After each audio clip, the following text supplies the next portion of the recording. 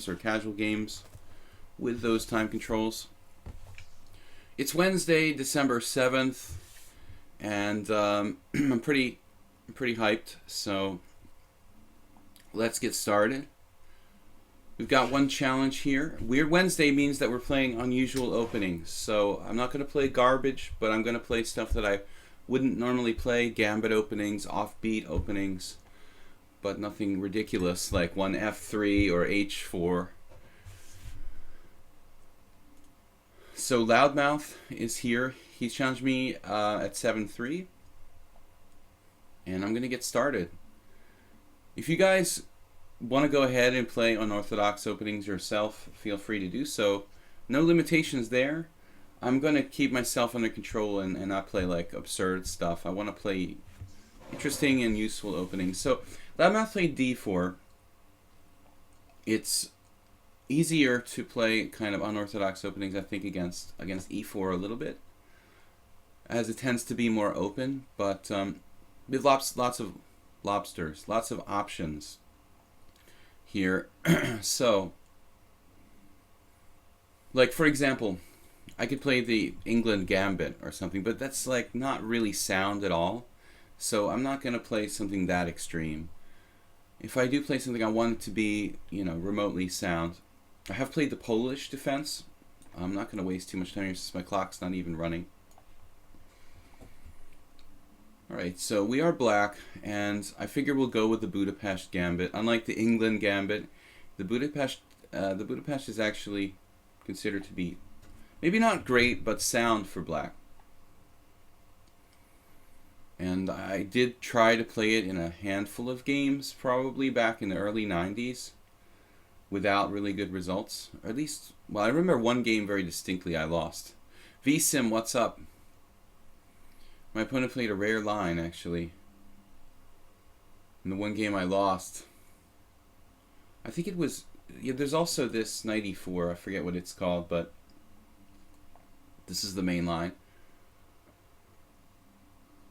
I mean, regaining the pawn is recommended. The one game I lost to Yuri Kolodkin, this like American candidate master, when I was playing this very briefly, was E4. The guy played E4 against me, and I didn't really know the line that well and went kind of crazy. But here we are. Knight F3 is kind of the most conservative and standard move. Personally, I like Bishop F4, but some people aren't comfortable with some of the more complicated lines there. Wednesday unusual openings. Hey, if it's okay, I challenge, but you don't accept for a white? GM Chessstat decided to start a simul like 5 minutes before the stream started. But you don't accept for a white.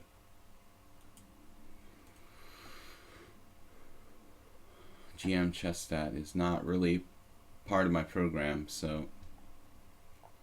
Bishop C5... Dude, we just play. Like, what does it matter what color you are? E3. And we are going into the main line here. Bong bang bing, I don't understand the relevance of color here. Just play whatever color you get. Like, what difference does it make? Are you trying to say don't start for a while?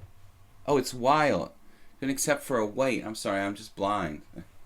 I thought you were talking about, like, I don't accept for a white, for a while. You mean you want me to hold your place while you're playing GM Chessstat in a simul? How long is the simul? I don't know, man. I mean, that's a little weird. Bishop E2. Strange openings, crazy stuff. Well, not too crazy, a little bit crazy. We're getting a little bit crazy here, not too crazy. Knight takes E5. Sometimes black plays Queen E7, but I don't see any particular need to have to do that in this type of position.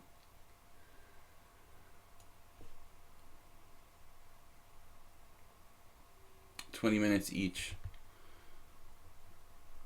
Alright, bong bang bing. I'll keep your place open.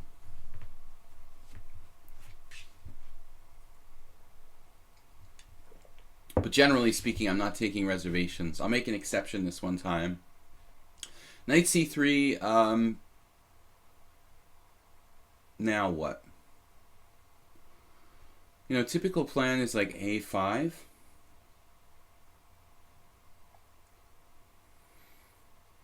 I'm not sure about this exact position.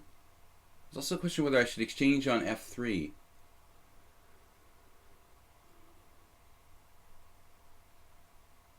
There's also a5, knight e4. Sometimes knight e4 messes black up. So I probably want to keep an eye out for that.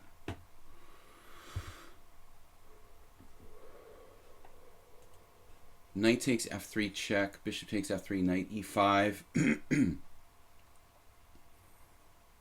There's some question whether I want to do that or not. I'm not a big expert, obviously, in this opening. But I mean, d6 looks perfectly solid as well. Rook e8. You could play rook e8. Let's go with that. Give me the ability to drop the bishop back to f8 sometimes.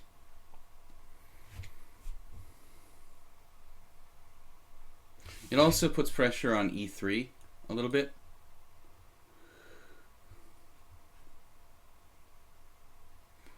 Well, I know that Jeroen's probably playing in where is Jeroen? He's probably playing in the GM chess Simon instead of moderating here.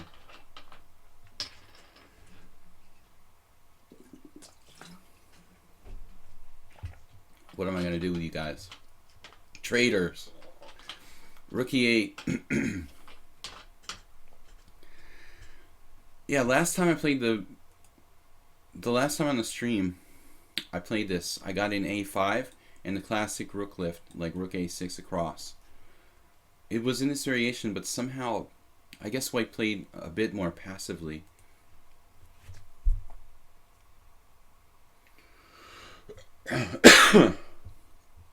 Still have a lingering cold, but I feel good.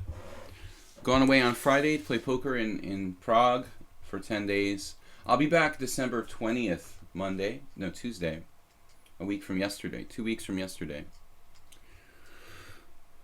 Jeroen's not in the simul. No, he's not on yet. I'm just kidding. I don't know if anybody here is baseball fans. I know Jeroen is. I wanted to tell him the news. There's a big trade that happened in Major League Baseball. Chris Sale, one of the best pitchers in Major League Baseball, got traded to the Red Sox.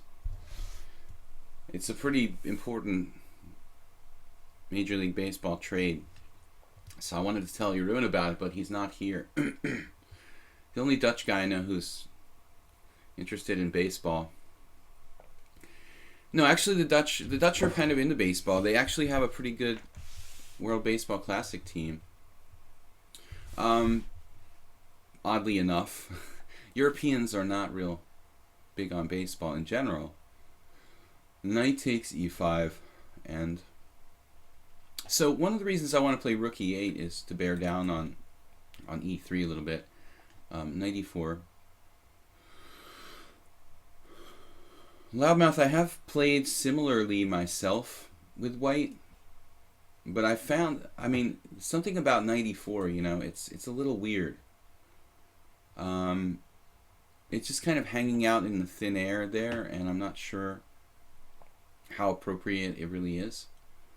c5 is a nice idea. I mean, can I just break it down with b6?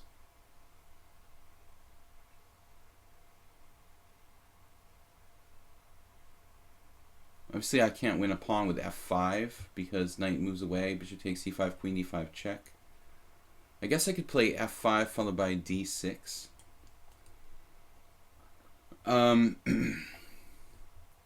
Baseball is one of the most boring games. Well, you know, that's easy to say if you've never played it.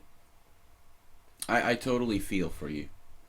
But it's a lot more exciting than, I don't know, watching the Tour de France or something. b6. let's see. All right.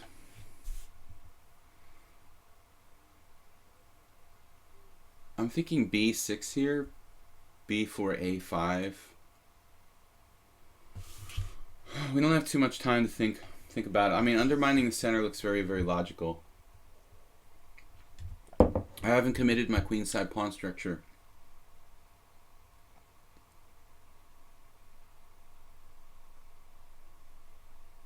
I have no idea if this has ever been played before. You played it often, okay. Well, you're obviously a big fan. But I do sympathize with the people who find baseball boring. I mean, I think it's fun to play, but it's not that exciting to watch, unless you're really into it. I'm not going to argue with you. It's not the most exciting of spectator sports.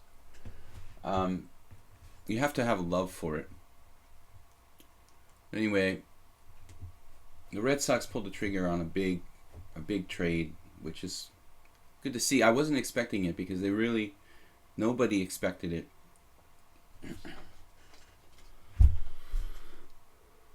They desperately need a reliable pitcher. Now they got one. So that's something to look forward to next summer. Crazy said, I played as a kid because my dad liked it. I quit. Now I think it's boring. Yeah, that's how a lot of people end up. I'll never force my kids to play something, including chess. It doesn't work. You know, you have to do something because you like it yourself. I remember my parents made me do karate for a while. It was really hard and kind of boring. Eventually, it took me a while, but eventually I quit karate. Alright, so my original plan was to play c6. And it's got to be fine. But, you know, actually we could consider rook b8 too. You know, actually hard to decide.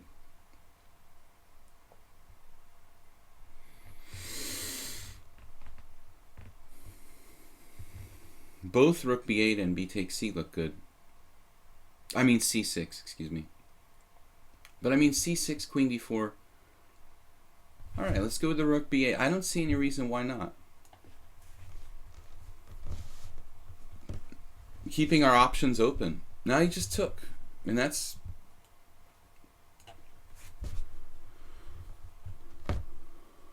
looks quite good for black. Maybe not, you know, earth-shattering advantage. We have a good game. Central pawn majority. Again, theme of the day. Queen d4. We got a very, very strong pawn mass now.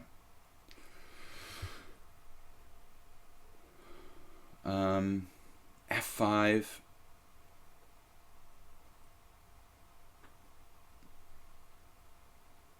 Unfortunately, life is not that easy. What to do? Running out of time. Queen h4. f4. I have all sorts of possibilities here. Wow. I mean, everything looks interesting.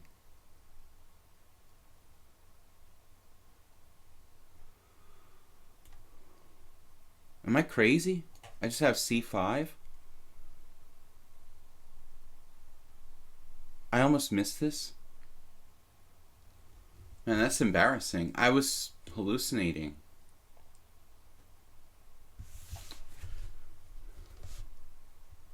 Most sports are more fun to play than watch, obviously. Bobby Richards said, I agree, Sladgy. It's very fun, but boring to watch. Yeah, Vasham, I didn't need the spoilers. I found it on my own, but I just had some weird hallucination. You know, I was hallucinating and mixing two different variations. Obviously, I mean, I'm just winning the piece on e4. Or not. I'm not winning a piece. Wow. Well, I didn't see anything. That's good. Whew, I'm not winning a piece. Well, I'm not sure bishop c6 even achieves anything.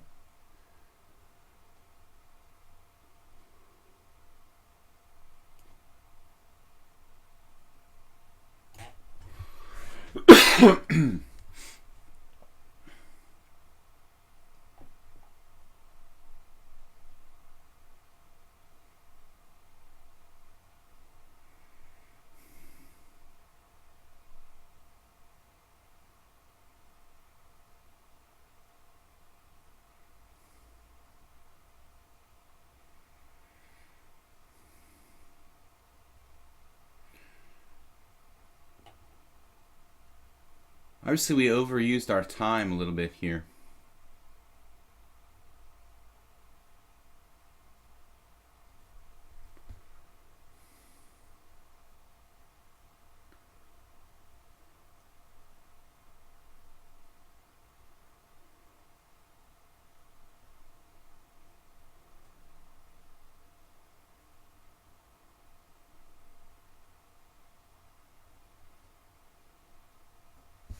We used a bit too much time. Oh, mouse.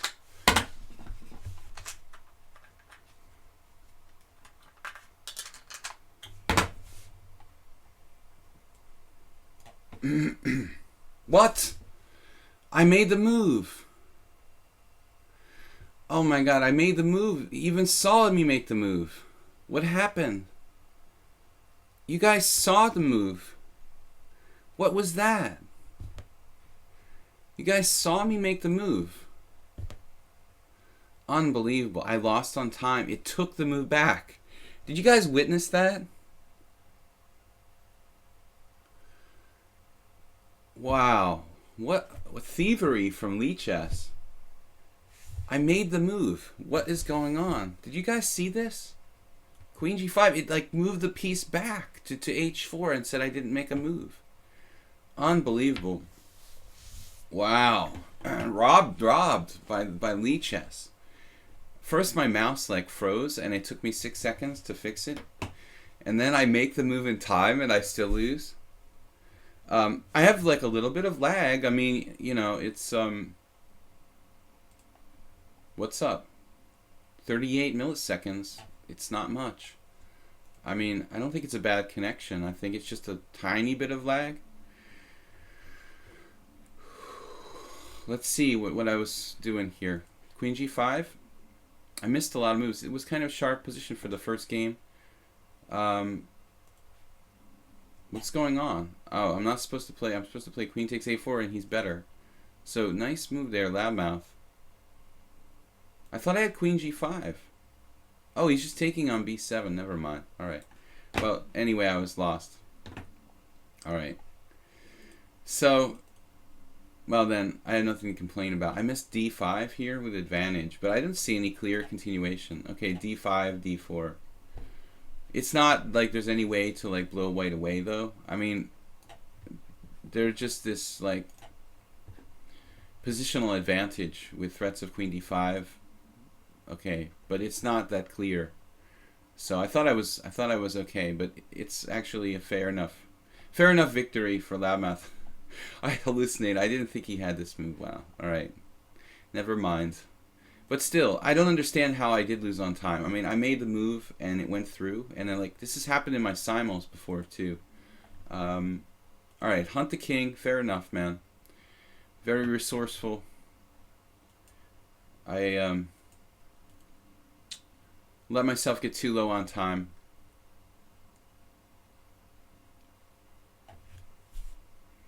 Time to get a mouse to the chord. A mouse to 2 chords. 2 or 3 just to be on the safe side. Like an octopus. C4 anyway. Yeah. We had a good game. Alright, hunt the king.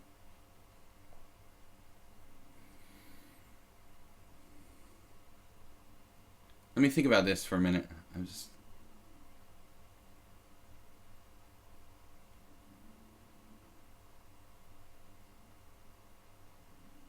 I want to try something. I wanted to try something experimental here. Can I do that? Nah, it's not good. Never mind. I was thinking about playing d5, but you can just take on d5 and knight f6 and like knight f3 or something. White's just better. Do try to hold on to the pawn if somebody does it. It's not a good opening. Alright, it's really tough to play something experimental or unusual against c4. Hunt the king is... he's not cooperating. It was a nice game, nice tricky move. This I didn't see knight c5. I didn't see queen a4. It took me 5 minutes to find c5. That's what tends to happen like the first game of the stream. I'm not really like ready tactically. It takes me a couple of warm-up games, and this was a kind of tactical position, so I'm very slow to wake up tactically. I wasn't quite ready for that kind of position.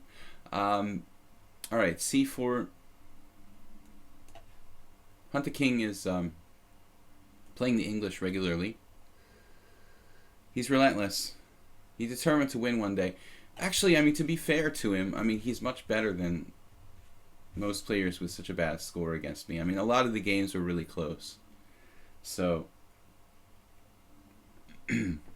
it's not like every game is a wipeout. He's actually had drawn positions, and it's and he plays quite reasonably.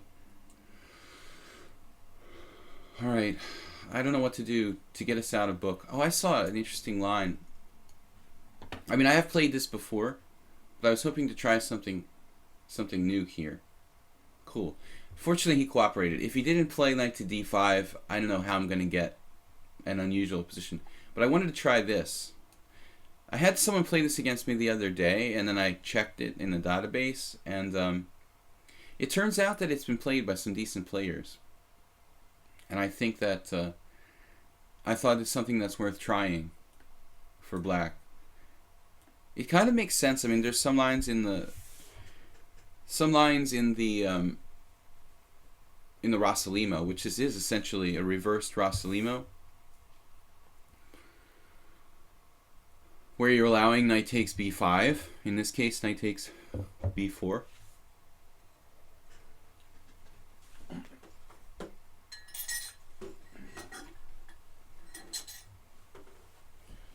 So, we lost our first game, but I can't really blame lichess because I had a lost position. I tried to find some excuse, but the only excuse is that sometimes my tendency to let myself get really low on time comes back to bite me in the ass. And that did happen there. Not leaving myself with enough time. I definitely advocate using all your time, but in some cases it gets a little too exaggerated. So g3. When I played this position the other day against a guy online, I played knight takes b4, knight takes b4, and then I think d3. And I noticed that there were some games with knight takes b4, knight takes b4, d4. Which is also interesting possibility. Hunt the king likes to go with kingside fianchetto. he's pretty attached to that, which is the most standard English opening style of development. Alright, now we will have to consider like the ramifications of white playing a3 at some point. All I'm really doing is playing a sort of weird closed Sicilian type of setup. Spinal Tap, what's up, man? Welcome to Weird Wednesday. And my new my new attempt against the English opening. White not playing the critical knight takes b4.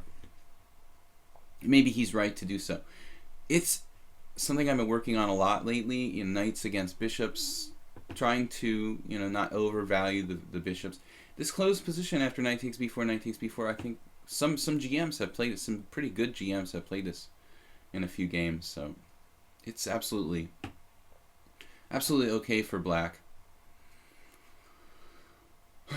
All right, maybe I'm gonna like transfer back to some kind of structure I'm more used to, like trying to play a Bogo Indian type of thing with a5, and I'll put the bishop on c5 if I have to later on.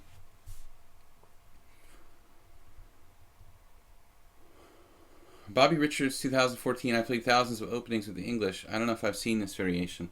I didn't really see it until yesterday. I don't think I've ever had anybody play it on against me. Or the other day. I don't know if it was yesterday or a Sunday. I don't know when it was. But it set me thinking, and I went to the database immediately and started checking, because I mean, I've played this variation for black a lot over the years, and I've tried all different stuff, but I never tried to play like knight c6 on move 3. And I thought it's a pretty original idea. Here we're pretty much in danger of transposing into kind of like a main line at some point. In danger of, well, there's some likelihood that we could transpose to a fairly obscure. Now a3, obviously bishop f8, not really an option in this position. As it might be if I was already castled and the rook was on e8 or something. But here we have bishop c5 or bishop e7. I guess bishop c5. Bishop c5 is much more active than bishop e7. I think that bishop e7 is reasonable. Though after bishop e7, e3, if I ever take on d5, my problem is I don't know where my knight is going from c6. I don't really want to put it back on b8. Well, I might have to at some point.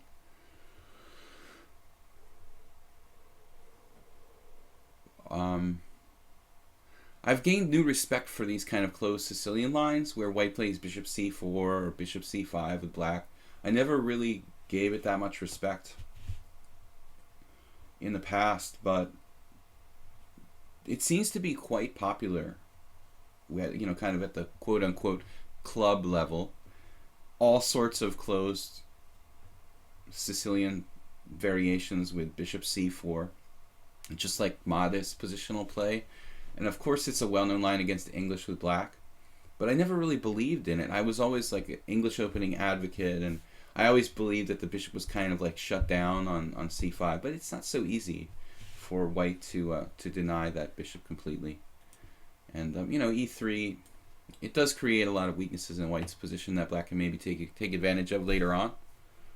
Bishop d6, yeah, bishop d6 is much more, how to say, like, abstract. Yes, it's possible. I'm not a fan of it. You know, I never played the Kopek Sicilian for white. I don't like to put the bishop on d6 in general, but I guess it's possible, yeah. White's threatening bishop g5, so we might transpose into some kind of normal line now. I mean, I guess I could take on d5, come to think of it.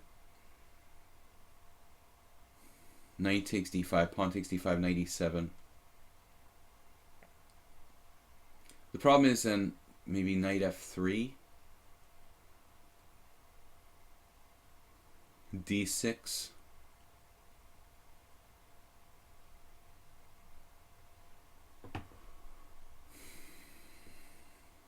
I'm not sure that it, I mean, h6 is a kind of waste of time, isn't it? Let's do without that weakening move. Try to do without it. There was a guy, he was a really good English opening player. I don't know if you've ever played him before Spinal Tap, but I wanted to call him Sparkle Horse. Spinal Tap. I noticed him playing at the UTD Open. This FIDE master, Alexander Kallichstein. He's kind of like my generation, or a little bit younger, but he kind of disappeared from the chess scene for a while. But I remember when, he's a little younger than me, he never got IM title, but he's quite strong. He's like close to 2,500, and he's one of these players who, he was a strong kid, really strong. He was like close to 2,500 when he was maybe like 17, but then like just wasn't that active. But he was, the reason I'm bringing it up, because he was really like an expert in the English opening. And then later I noticed him hanging out with Gregory Serper, which was kind of interesting because they're both really hardcore English opening guys.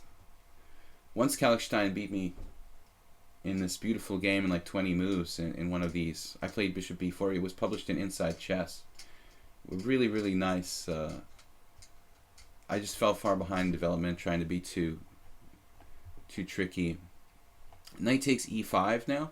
So it's hard to believe that Hunt the King is like 0-27. You see guys how he plays. I mean, he played this game like, I would say, I won't say perfectly, but I mean, he's played really, really well so far.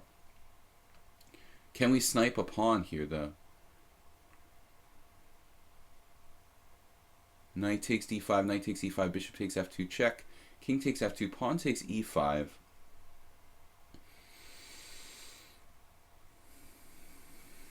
And we go a little further with something like queen c5.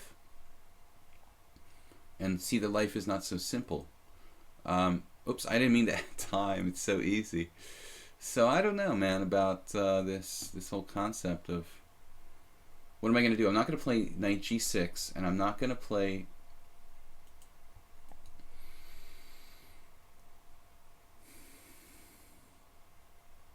bishop b6 walks into,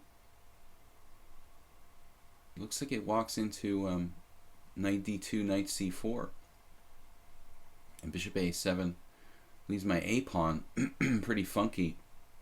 Maybe that's not a big problem, but ultimately it might be. All right, we're gonna go for bishop a7, dropping a pawn. No, that's cool. All right, I don't know. There I go, using all my time again.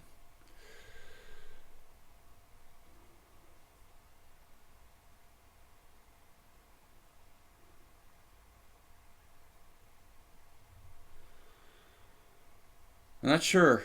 What's that? I just dislike the way the chess.com looks. I can't even like bear to try to use the interface of it. It's just like the way it's laid out, I want to like shoot the webmaster. All right.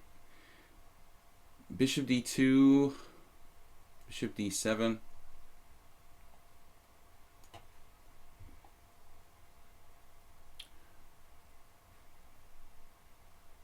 I think they need a new web designer at chess.com. They certainly have enough. They certainly have enough money and customers. Now all they need is a good web designer, and they'd be all set. But at the moment, I'm very, very fond of lichess. I don't really like chess.com. I don't like the way it looks. I don't like the way it feels. Maybe it has a lot of features, but it's really annoying to use. That's my personal opinion. And I don't like the principle of it being for pay, you know, for private people's profit. You know, that's maybe more important than the fact that I don't like the way it looks. Just, I don't know. I'm not like a leftist rebel or something, but I just don't, you know, I like the concept of lichess. Chess not for profit. Alright, now f5. Maybe it's better just to do c6. I mean, f5 is pretty weakening. But it's, again, this is a guy who's 0-27 against me, really? Does he seem to play like someone who would be 0-27? It's a little hard to believe. I mean, you know what I mean? I don't know which way to take here. He's got 3 minutes to my 48 seconds, and his position is still at least equal.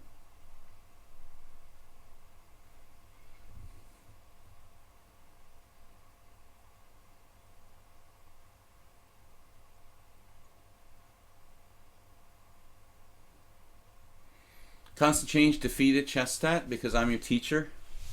Wow, man, that's a great compliment. Was something specific that that we talked about here on the stream?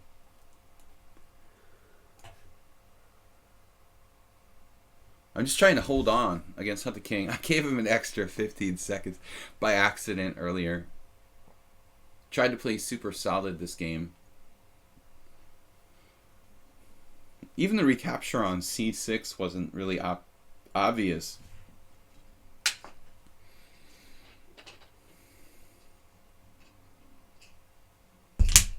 The open software rebel. Wow, b5, he's not letting me play bishop g4.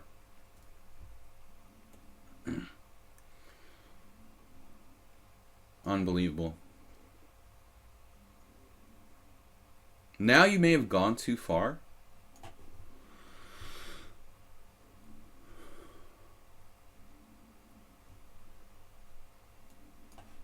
Again, it's like, how is Hunt the King 1695 0-27? I mean, he's played a lot of games like this. This is what I'm saying. It's not like it's just one game that he played tough, you know, and he should have won that one, but he's like 0-26 in the others. He's actually played a lot of games against me really tough, but for some reason always seems to lose in the end, regardless of how well he played the game or not. So he's a player with a lot of potential. You know, I obviously have played weak players here who I have massive scores against, who are like hopeless. Hunt the King is not like that. He's played a lot of tough games, so don't mock his score. Yeah. So again, looks like we managed to pick off. Or not. No, we didn't manage to do anything. This was a mistake. So you had rook takes, and then rook b1. I actually cling to the pawn now.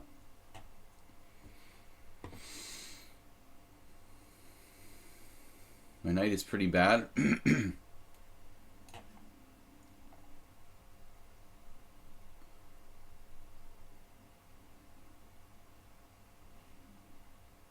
I don't know what to do. Play fast. Hope for the best. But he's also playing fast. That's the other thing, man. He's much faster than me here. Not giving me any time.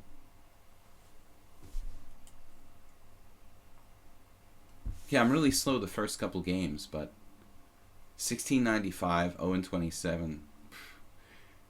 It's a hell of a game for somebody with those statistics. He's pretty good. I don't know how he's 0-27.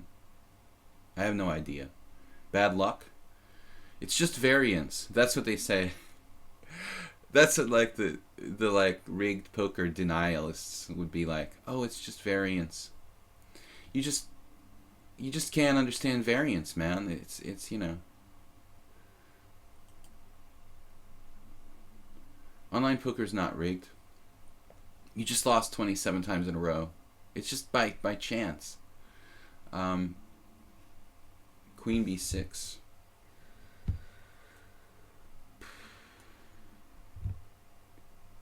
He's playing like a phenom. I feel like I have to use all my powers to win this game. Now he finally cracked.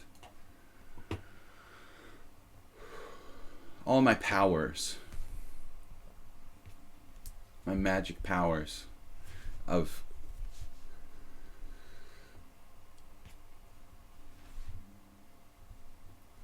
What age did you feel yourself first becoming good at chess?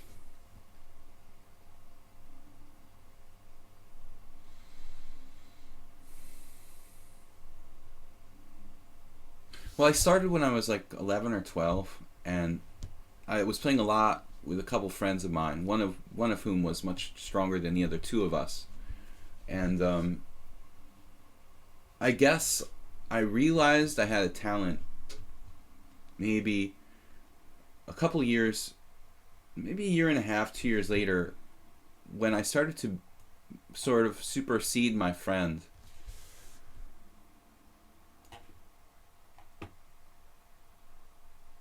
I mean, he's just an absolute genius, and he was the dominant of the three of us. But when I started to actually surpass him, I guess, we were all under 2,000. I mean, there came a point where I passed my friend, I guess, when we reached around expert level.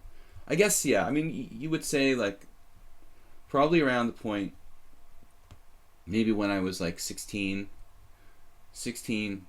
I was pretty sure I had some talent for chess.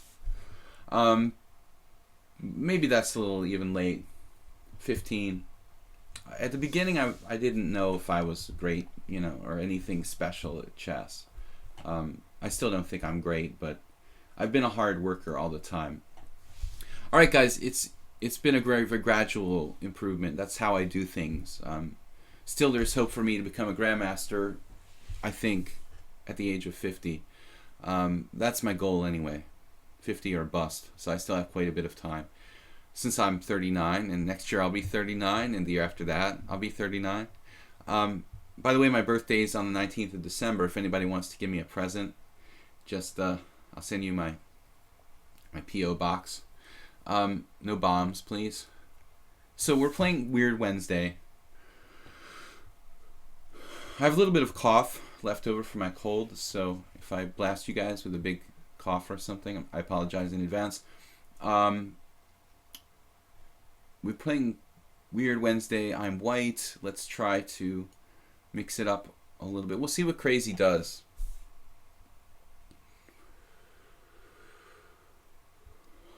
I think when I surpassed my friend, I mean, that's when I realized I had some talent for the game. Until then, it was just like a friend, you know, a hobby that I was like really obsessed with. But I guess I didn't know I had any special talent until, you know, you have a friend who's really, really intelligent and a brilliant guy, and you can start to put pressure on them to the point where he started to become angry that I dared to be as good as he was.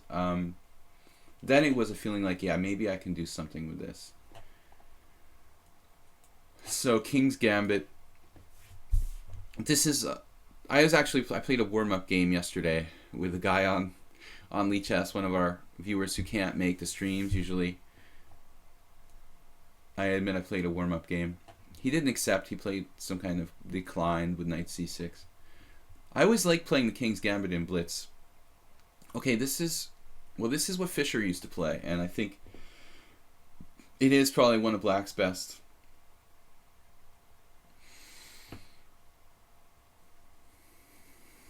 My King's Gambit theory isn't very, very deep, guys. Against said friend, I did start playing the King's Gambit. Actually, we both did, but mostly just in blitz.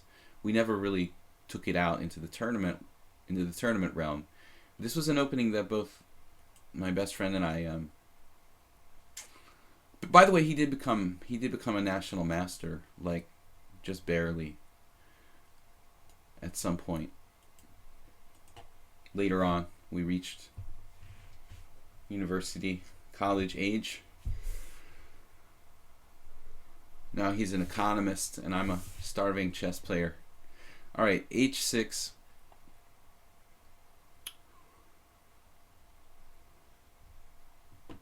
I don't know if any of you guys have ever been to Cambridge, Massachusetts, but there's an outdoor chess cafe. I don't know if it might be gone now, but there's an outdoor chess cafe where there was this guy called the Chess Master, Murray Turnbull, and he used to play the Fischer variation with Black against the King's Gambit. I don't know if h6 is a theoretical move there. Maybe just g5 is more usual.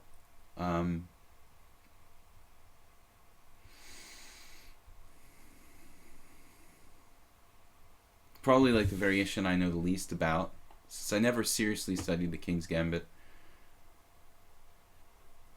We'll just play on principle here. Bang, bang, bing. What's that? Can you or anyone in chat explain why you would want to give up a pawn early in the game? What do you gain? Of course. I mean, we've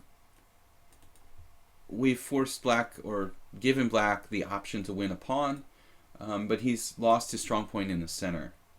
So we've gained some control in the center and some space in the center in compensation, as compensation for giving up that pawn. Probably in a vacuum it's not enough, but in practical play the King's Gambit has quite reasonable results. I guess if you pit two computers against each other, and played lengthy matches in the King's Gambit, probably black would come out ahead. But the positions are quite complex. I mean, I strongly recommend, anybody who questions the validity of the King's Gambit, take some time to go over, historical games, because a lot of really brutal games have been won by white, by world-class players. Bronstein in particular, Spassky. I mean, Spassky was playing the King's Gambit heavily, and that wasn't that long ago. We're talking about 40 years ago. In some games even more recently, but chess was not in the dark ages. Even though there was no computers in the 60s and the 70s, people had a lot of theoretical information, and still no one could really refute the King's Gambit. Now here, I guess the question is how we're going to deal with g4 if it comes up. I mean, our king can always go to f1. So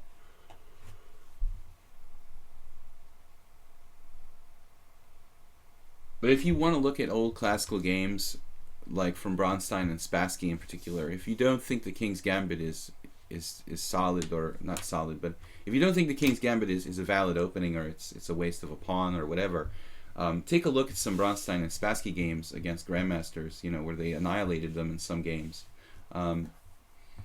It's a dangerous opening, and black has to be very carefully prepared. I recommend if you do play e4, e5, you have to know what you're doing. Now g4, it looks scary to play g4 and queen h4 check, but actually I was thinking here that maybe black is going wrong.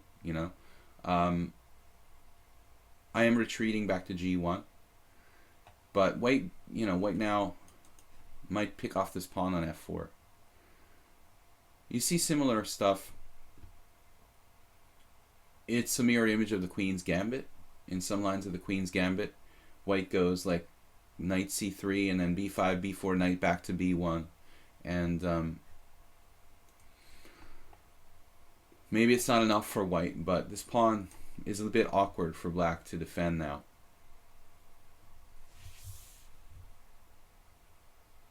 I mean, both Spassky and Bronstein played a lot of King's Gambit games with both colors, I guess. I mean, I don't know how many people tried to play the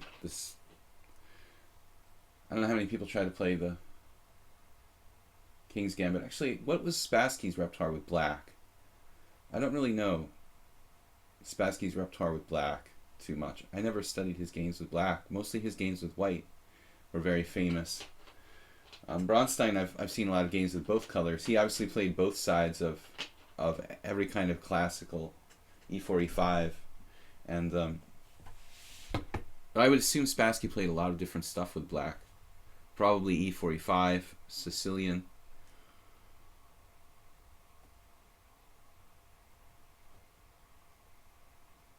But these guys would treat it as a very serious opening. I don't know, knight g1, it's the only way to go. I mean, knight d2 just interferes with my pieces, so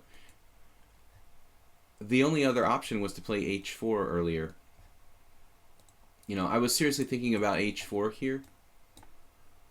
That way maybe the h pawn controls some squares, but if we go back before Spassky and Bronstein to Steinitz, man, I mean, Steinitz was one of the first great King's Gambit players, essentially. So I'm just going to play bishop b3 here.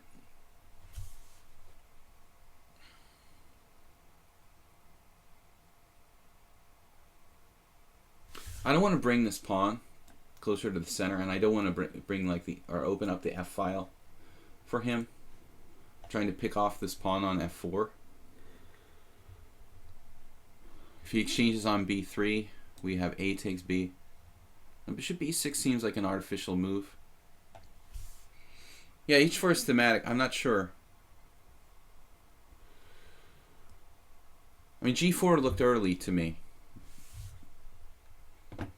Now we're taking on F4.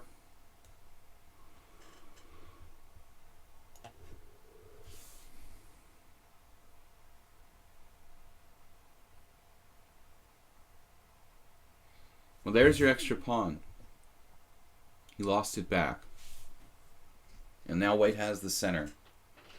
Although my king is stuck on F1, that may not be such a huge problem.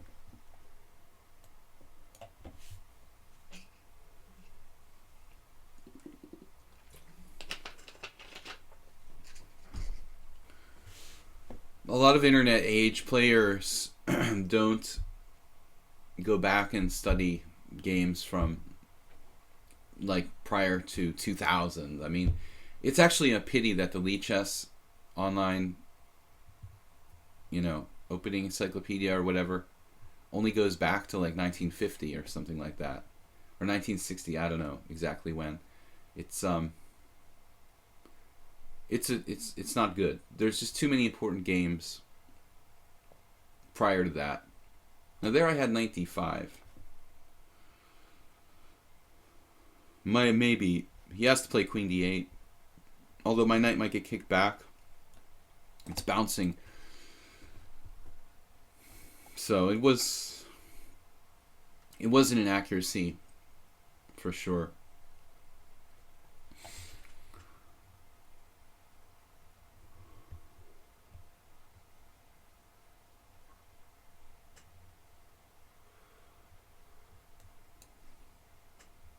I've got to find a place for my king.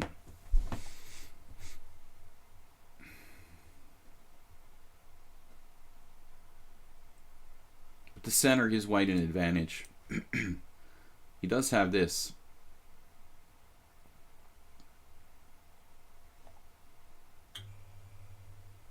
Knight b5.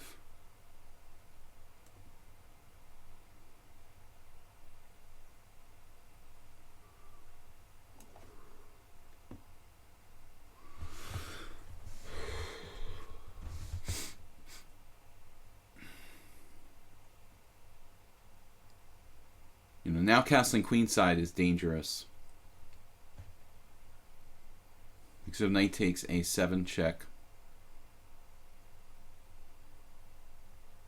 But I made a clear mistake not playing knight d5 when I could have. Huge, huge mistake.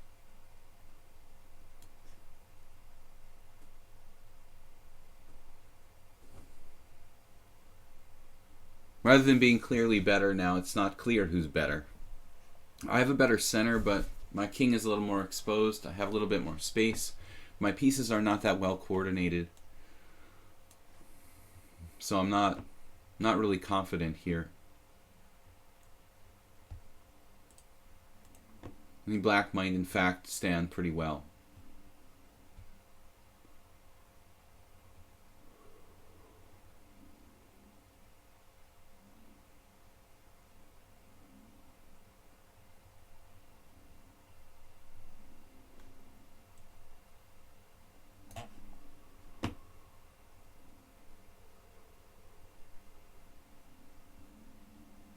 I have to get into position to defend my e4 pawn.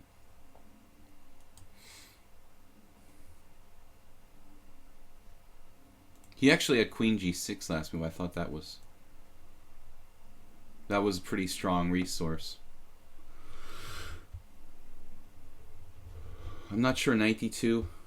Man, h5 is a good move.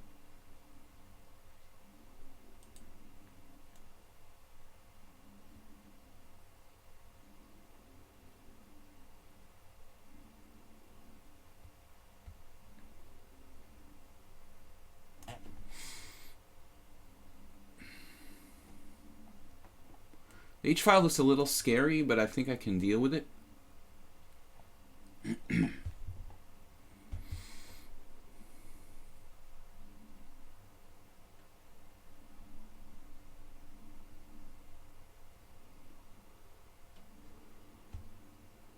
Crazy, we don't have much info on him. 7-0. This is probably one of the toughest games I've had to play against him. There have been other fairly tough games though.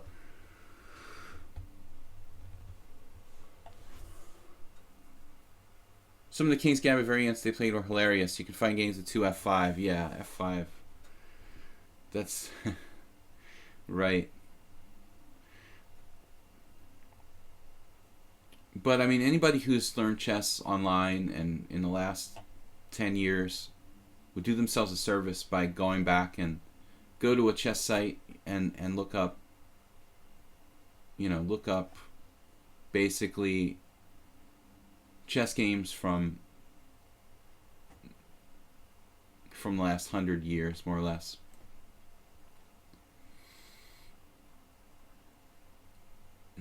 It's kind of a tough one. Now, rook takes.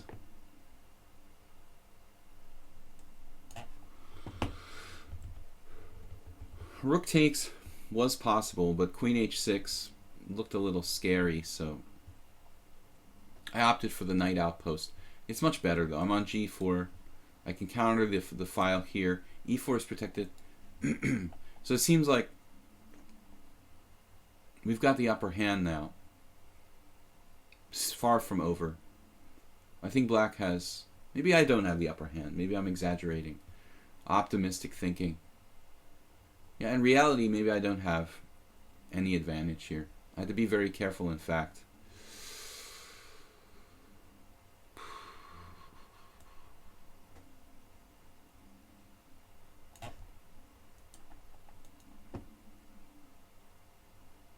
I want to stop f5, and I'm prepared to deal on the h file.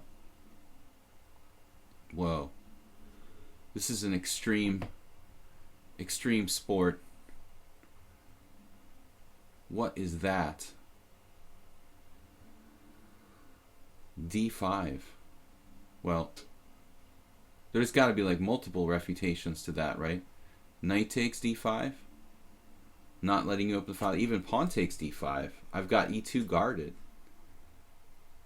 Pawn takes d5. Like, what's he going to do? Knight e7? It could be. Maybe knight takes is safer.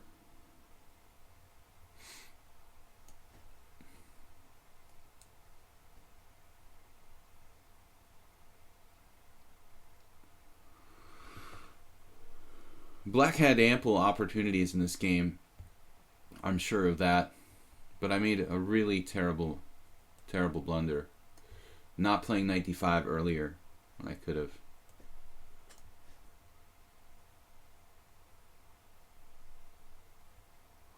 Okay, so rook f6. You can take on f7 check. It's almost mate. Almost doesn't count, right, guys? Knight c4. King c5. It's got to be a mate somehow.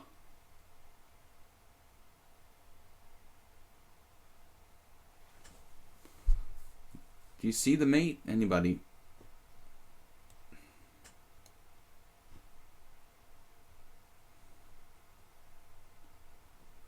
I can play rook f6 and win his queen. Check knight c4, king c5. There's got to be a mate here.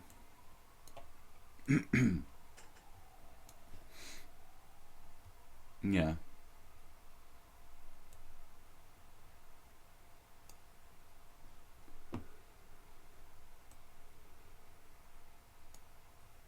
All right. Did find it, but not really. We would say tista in Hungarian. Not really a clean game. I've got challenges from Lazar Kolic, King Wiki, Etatsuar, Constant Change, Raging Tiger, Max, and Rick. That'll probably take us to the end of the stream today. You like the position? Yeah, I mean, I think he played g4 unnecessarily, you know. There's no reason to do that. Okay, it's Weird Wednesday. We're playing unusual openings. Normally I'm playing the Caro-Kann, the Sicilian, e4, e5, but I want to play some unusual stuff here. We're going to play e5. It's a blitz game, 5-3, so I've got to play a little bit faster. The Latvian, in the theme of the King's Gambit, right? You guys are talking about romantic openings. The Latvian Gambit, not really sound, but fun. Yeah, he takes f5. That's a good move. That's a good move. Not the move that most people play. So now, well, we're playing in King's Gambit style again.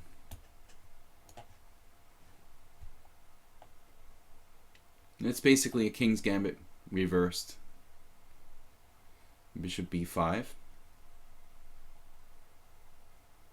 Now if e4.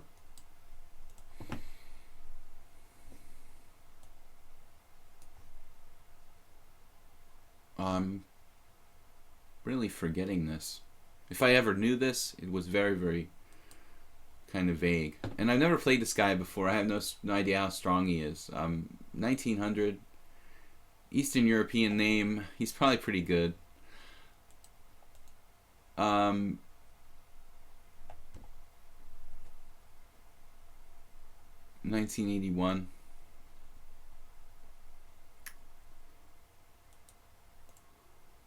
So, a couple moves for white here. I don't know if I have much alternative. I mean, queen e7 looks like a standard move. If I play knight f6, white has too many options against that. I think I have to play this. Obviously, black's position is dubious, but it is Weird Wednesday. I am trying to play some fun stuff. Mix it up a little bit. You're going to specifically request a Scandinavian with knight f6? Oh, you want to play that with black. Okay, now which way should I take back?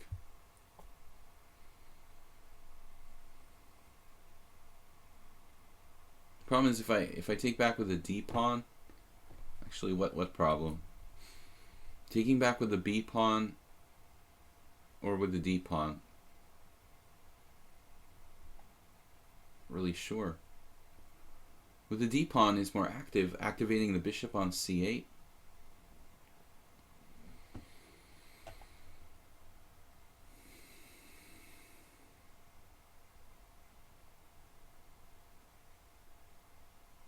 My bishop's already blocked on f8.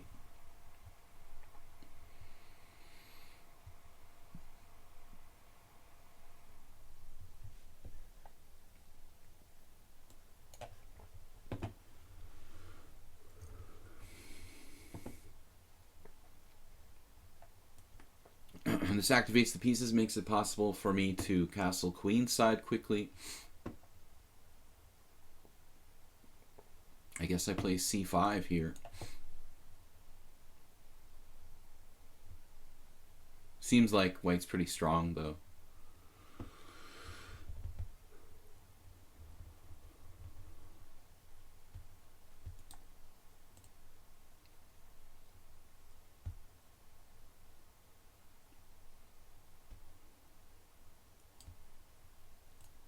I have no development. My structure is bad. It's a good opening by white. I mean, I think this is absolutely a good way to play against Latvian. I mean, most people play knight takes e5 here, which is the main line.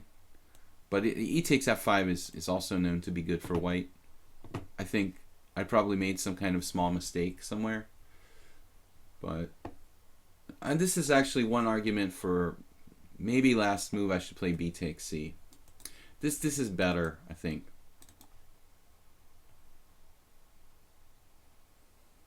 Maybe b takes c. And if knight d4, I have c5 there.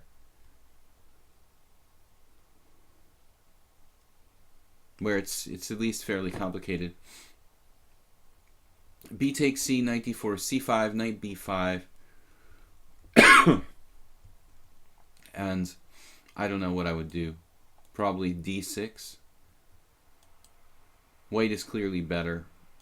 But at least I don't let his knight into e6. Now here I'm just clearly worse.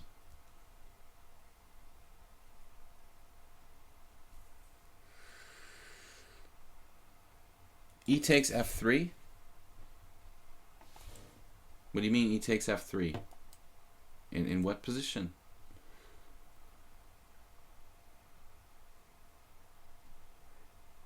You should play weird every day on a regular basis. Wow, queen h5. I think that's a dubious move. Maybe I'm wrong. So we go into the ending. And we've got pretty good king position. We can defend c7. He might have underestimated this. Or missed it. That I have bishop d6 here. But it looks like black's position is salvageable now. I guess knight f6 first. Not to let him go knight d5. And then we'll pick up the pawn. There's a drown. There's a downside to this line. Knight f6.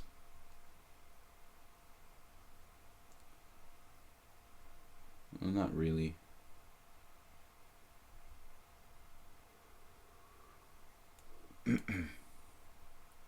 It looks like black's okay here. White could even lose the initiative.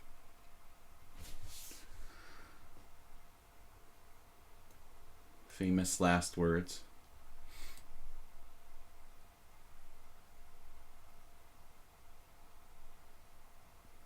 Rook d8.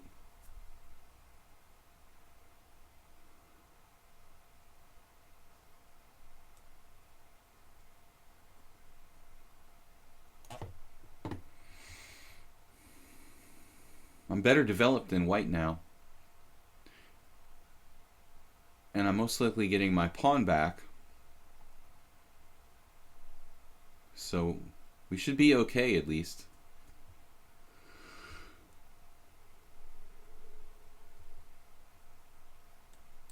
Not really thrilled with having to play rook to d8, but it looked better than the alternatives. King e7 is very bad. Knight e8 is very passive.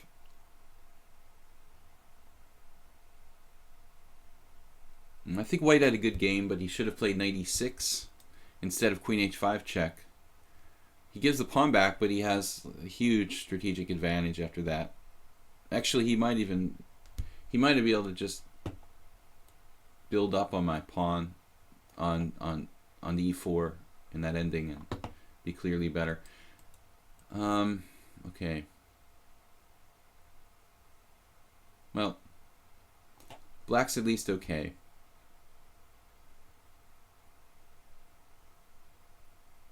We have potentially more active pieces.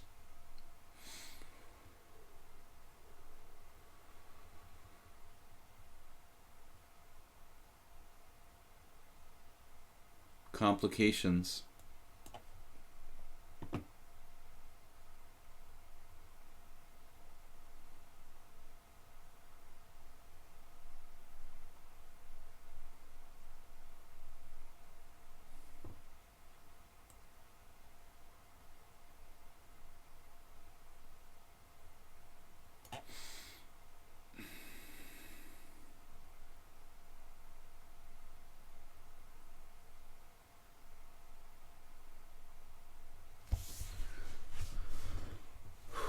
Positionally, Lazar is quite good. He has no weaknesses in his position. He maybe makes some tactical mistakes, getting his knight a little bit awkwardly placed. Earlier, He missed 96. I don't think it was really a tactical mistake, though. Missing 96 was more like a decision not to play that. So here I thought, well, I'm close to trapping his knight. The position remains very complicated. So now, extremely complex. His knight's almost trapped.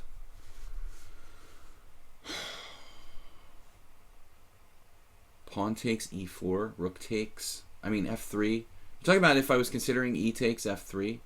You guys are seeing the future or what? E takes f3, rook takes f3, bishop e4.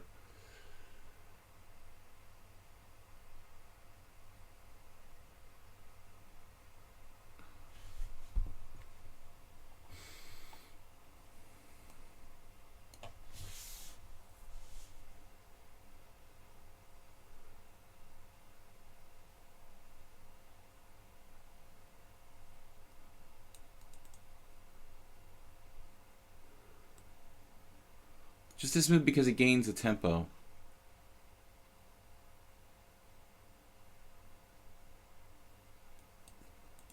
I overlooked rook c3.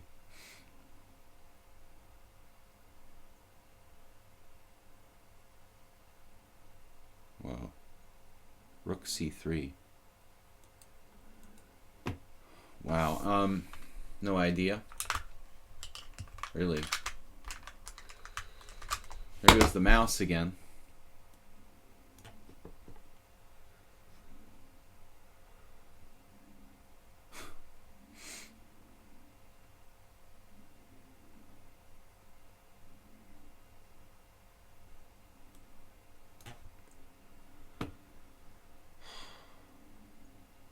What?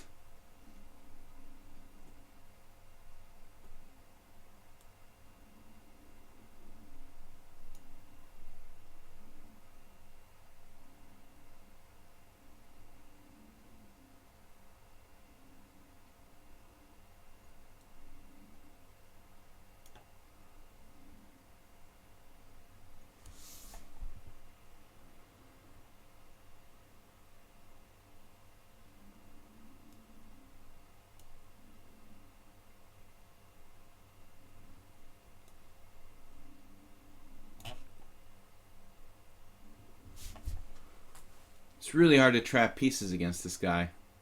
He even found that move.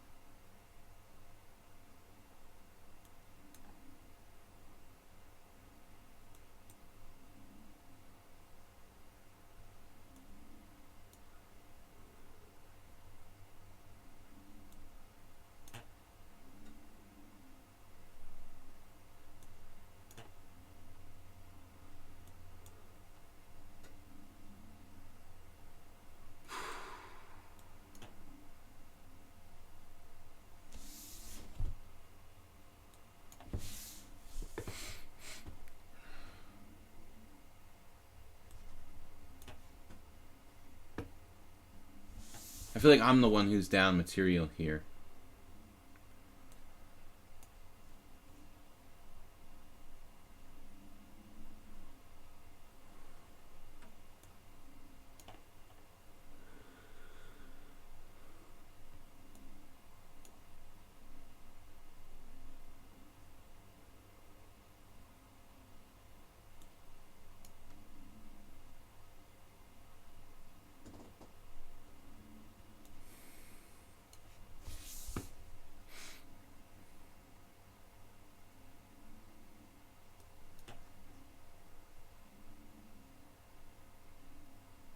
His technique is pretty good for a 1900 on lichess.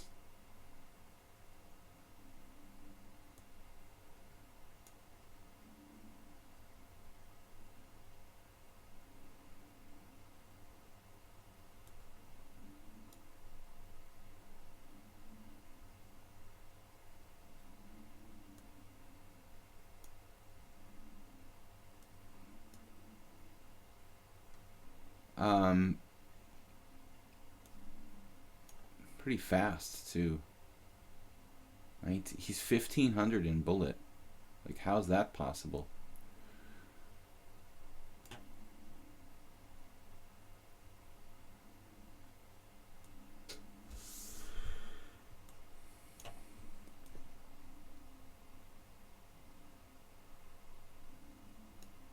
It's a little hard to believe you're 1500 in bullet, Lazar. That's extremely high rated.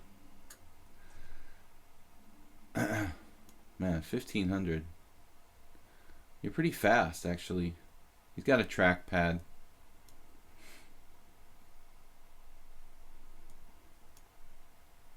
You'd be more like 2000. I mean, he played this game really, really tough. Obviously, in the opening, he's probably almost winning. But he hung tough. I mean, this is 60, almost. This is going to be like a 70 move game.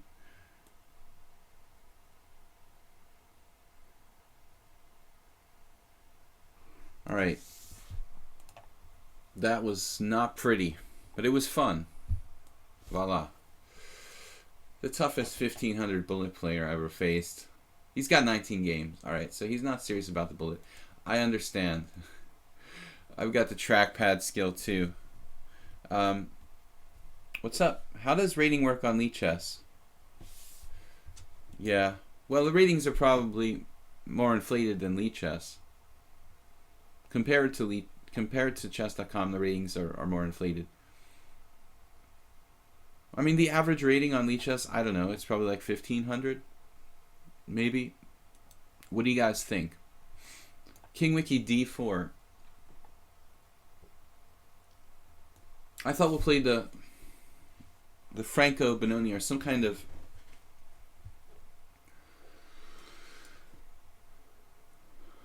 what do we call this if we play it on the first move? It's not the Franco Benoni because I haven't played e6. It's not the Czech Benoni, just the Benoni. We'll just call it Benoni. Yeah, Lazar looks like a very resourceful opponent. He didn't die for a long time. He found a lot of resources, like 1 million resources to not lose material for like 20 moves, and then eventually, like barely, it was like beating a 2200. That's what it felt like. But I don't know, the opening's pretty dubious. The Latvian's kind of pushing the envelope a little bit. I don't trust the Latvian at all. The King's Gambit is a respectable opening. But the Latvian, yeah, I mean, that's where we draw the line probably between sound and unsound. I think it's safe to say that the Latvian is not sound. And there's more than one refutation, probably. How do I study chess without being bored to tears? Says Spinal Tap, International Master Spinal Tap Chess. Yeah, man. If you're bored to tears studying chess, I think you need a dramatic change.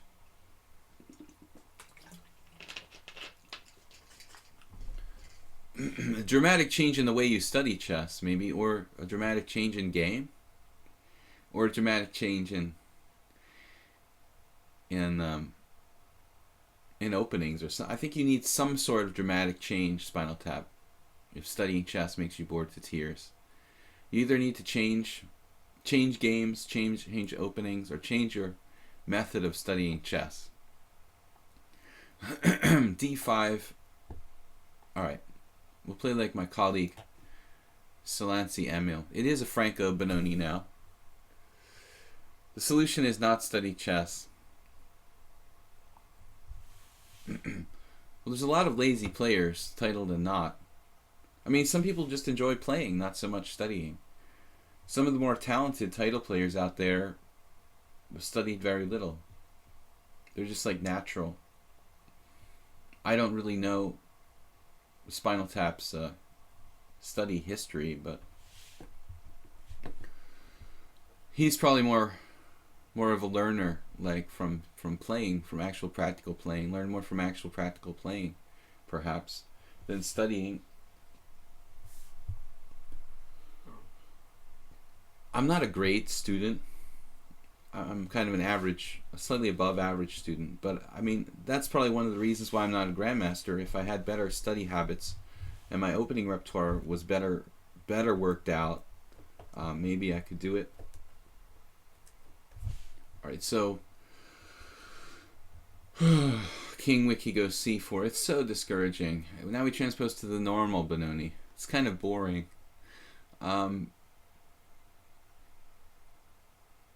Alright. Well, I haven't played d6 yet. We could channel our inner Mises. Depending on what white does. What white does here.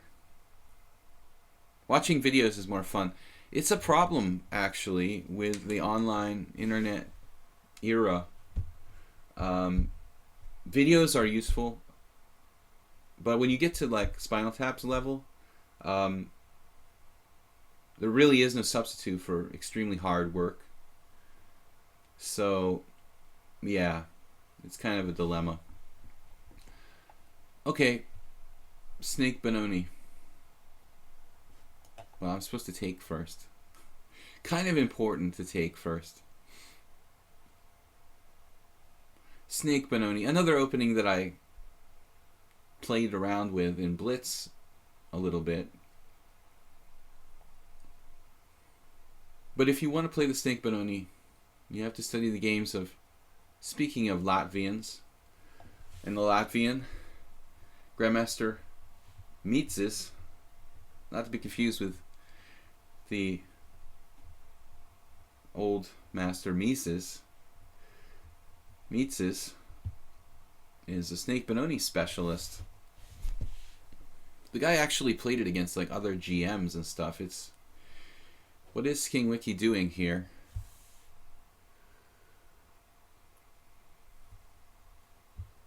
People's attention spans are getting shorter now. Absolutely. King Wiki just sacrificed a pawn. Original.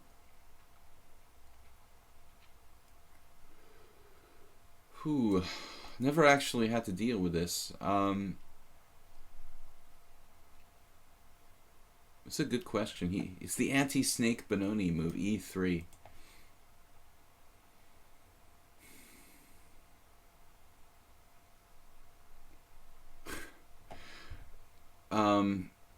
Well, we can take and hope for the best. Looks a little awkward, actually. D takes C. Well, I mean, bishop takes bishop e7. What else is there? There's no time for d6. Yeah, it seems like white has reasonable compensation here. I mean, there is a permanent backwardness along the d file. So, I guess there are probably a few crazy, obscure games where white is played like this. But I think there are more fun things that white can do against the Benoni than just lose a pawn. It's a little torturous for black, I admit. He's played e3 and not e4, so I don't have like any kind of play against the d4 pawn. Inventive, creative concept for white. Well, he's not the only one who lost all games. We've got a number of clients like that here today. But King Wiki is, I think, in a fairly early stage of learning the game.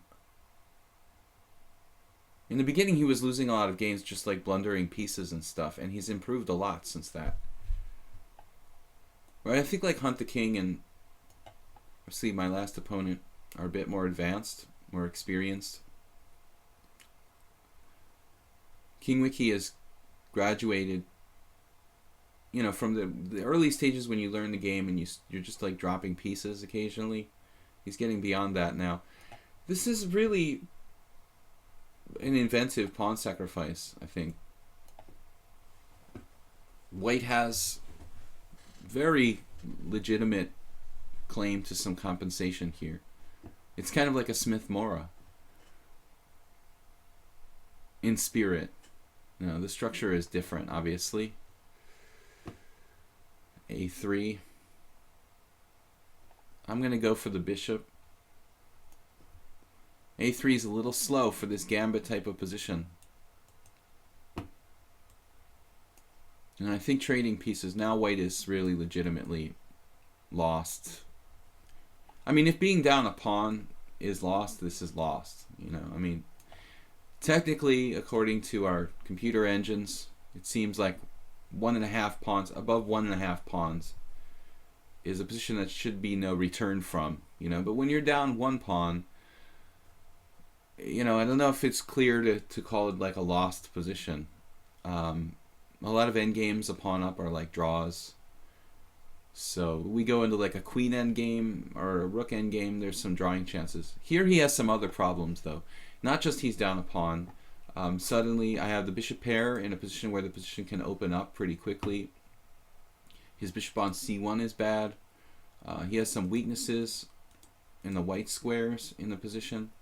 So I think this is, yeah, this is more like a pawn and a half down for white. So there's probably fairly reasonable contention here that white is just lost in this position. Objectively lost. d4. We can play d4. But he's getting castled. And I think that d4 might end up hurting me because it'll just like liberate his bishop on c1. And the best strategy here is probably something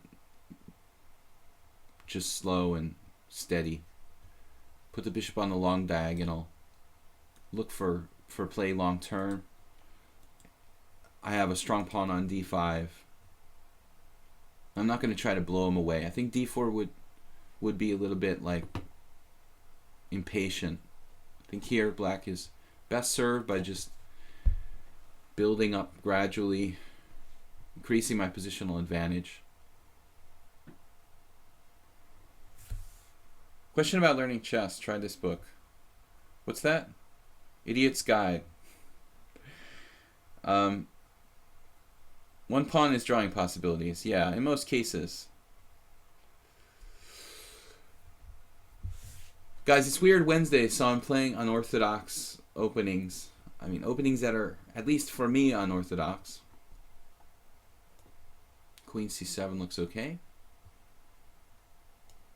Not a permanent home for my queen, but we're eyeing the king side. Getting off the d file, connecting the rooks. Potentially creating a battery, queen and bishop on the long diagonal. I want to bring my rooks to the central files. Then we'll take some action to finish white decisively. But I really think the pawn sacrifice in the opening is probably playable for white. Not something you really want to do though. You're throwing away your opening advantage. And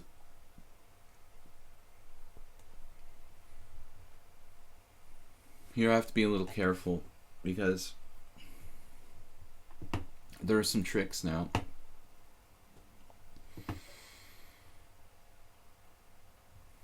Knight b5. I don't want to allow knight b5. And rook d8, knight b5, queen b8, bishop e5 was a problem there.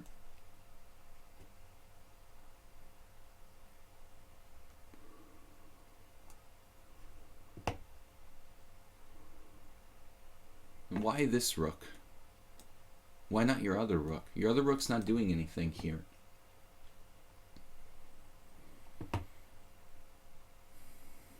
I think that was the wrong rook. Good idea to put it opposite my queen. Bad execution.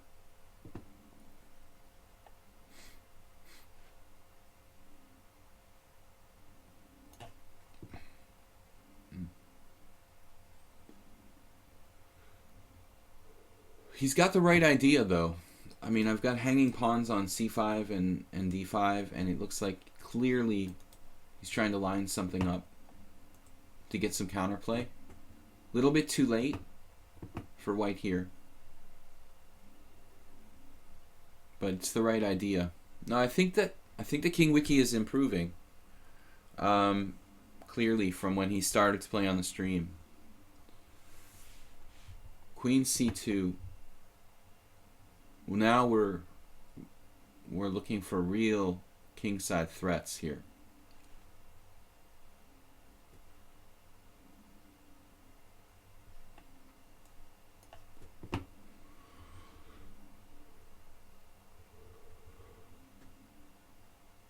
Well, this is simply strong.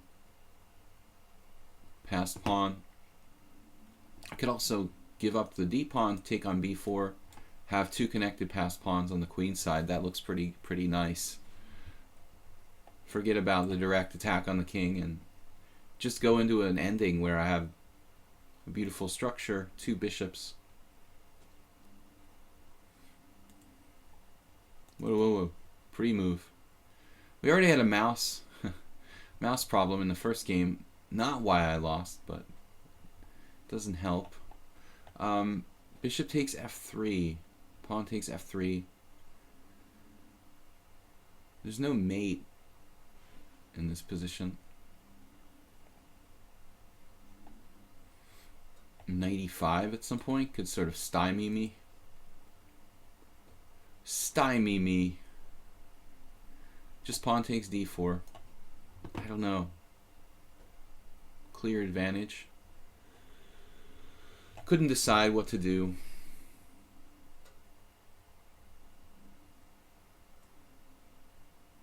Knight d1. Knight d1 could create some back rank problems for white. So that's not the best square. He has some moves though. I don't think that this is that easy. I may have misplayed this. Or maybe not. Some funny combinations here for me. It doesn't work. I thought I had some combinations exploiting the back rank weakness, but I don't see it. Still not that easy to win. Obviously this loses a piece. Well, I thought here knight a4 isn't that obvious what I'm gonna do after that. I have to trade queens and maybe I can play queen d7. Queen d7 and queen g4. Knight a4, queen d7 with ideas of queen g4, trying to avoid trading queens. Now here we just snipe a piece off. Do we have anything better? Some queen sacrifice? King Wiki kind of panicked in time pressure here.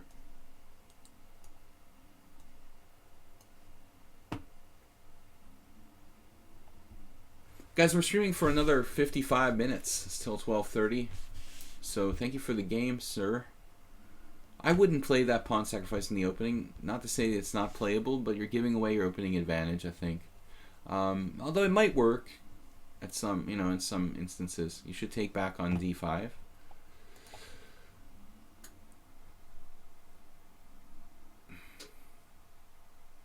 Simon Williams.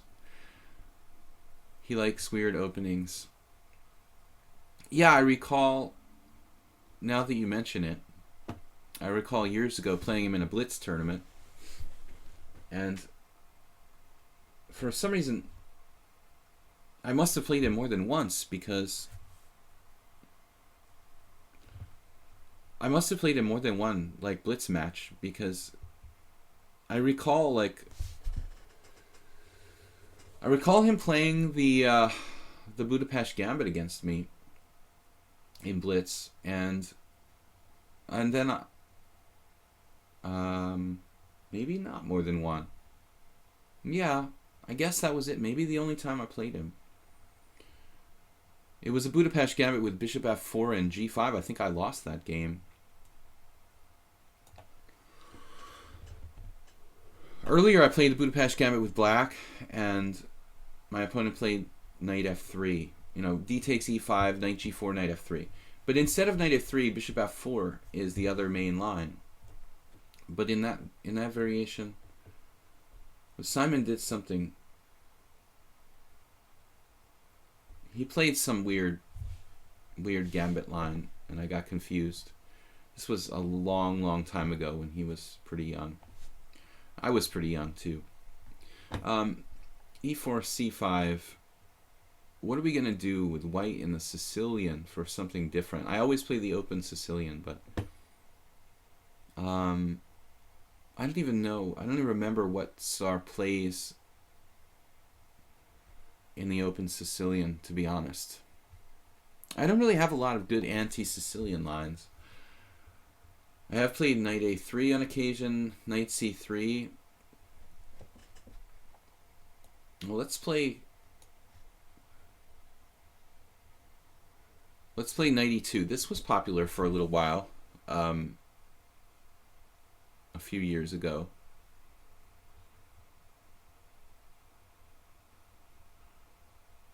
A kind of chameleon Sicilian. This is theoretically recommended, I think, knight f6. I remember in the Encyclopedia of Chess Openings, this variation, e5, knight g4, is in a very old edition of the encyclopedia. That's the way you study chess. Where is he? Spinal Tap. Get the Encyclopedia of Chess Openings and go over it from beginning to end. I was really hardcore in the old days.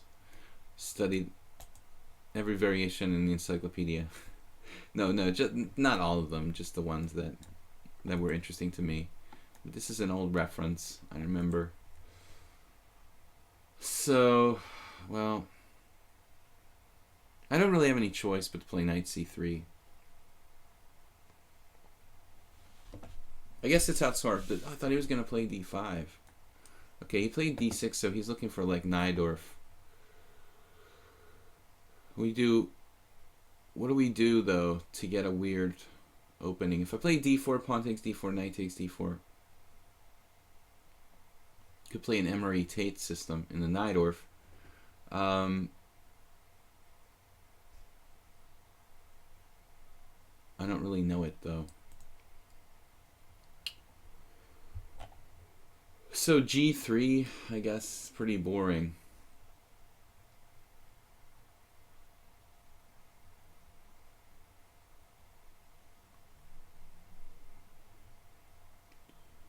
What else can we try here?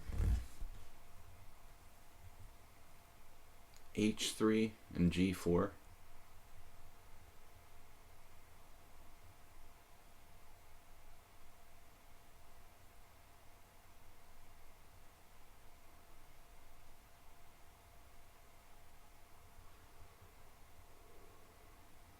h3, h5, g3 would transpose to some kind of weird closed Sicilian.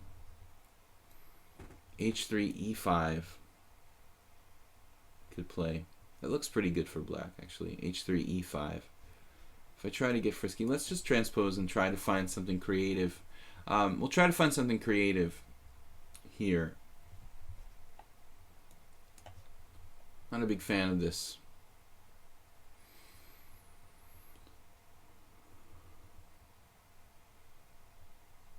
I don't even know what he plays. Okay, so the Najdorf. So I thought we'll just play the Emery-Tate system. I don't know it, but I've seen him do it. You know, like Queen f3. He did this against multiple strong players. I remember watching him play it against Yudasin was probably his most famous win, and that's like his evergreen game. He sacked a lot of pieces against Yudasin. And Nick DeFermian, I remember watching Emery play it against Nick DeFermian too. Bishop g4. Not really. That doesn't really look right, you know. I think this is making a strange deployment to try to punish the unusual Queen f3, but no. At the end of the day, I mean, Bishop g4 might just misplace that piece.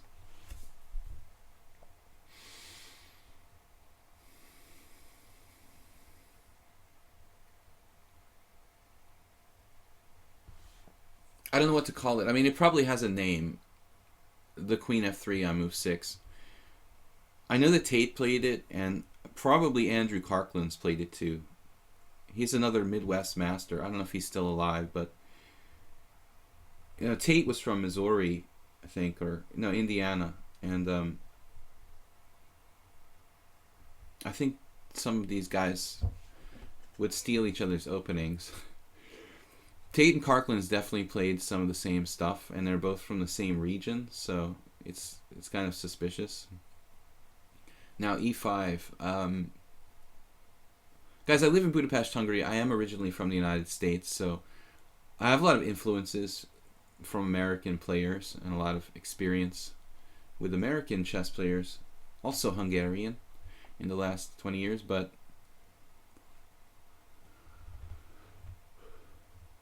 Emery Tate passed away this year, so this is one of my ways to send a tribute his way. Knight f5. Knight f5.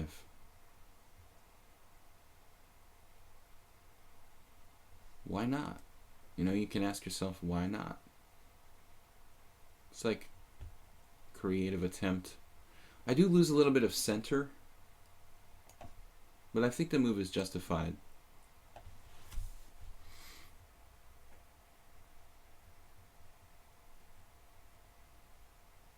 I mean, positionally, maybe the knight could come back to e3. If he gives up the bishop, we have some compensation. You can't play knight takes e4 in this position, obviously. The other moves just didn't appeal to me. Knight b3, very routine. Knight f3 looks kind of awkward, blocking my queen.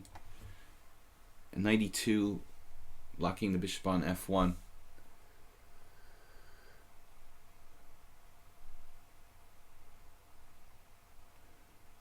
Of course I know Rodion Rubinchik, but more influential to me was his father.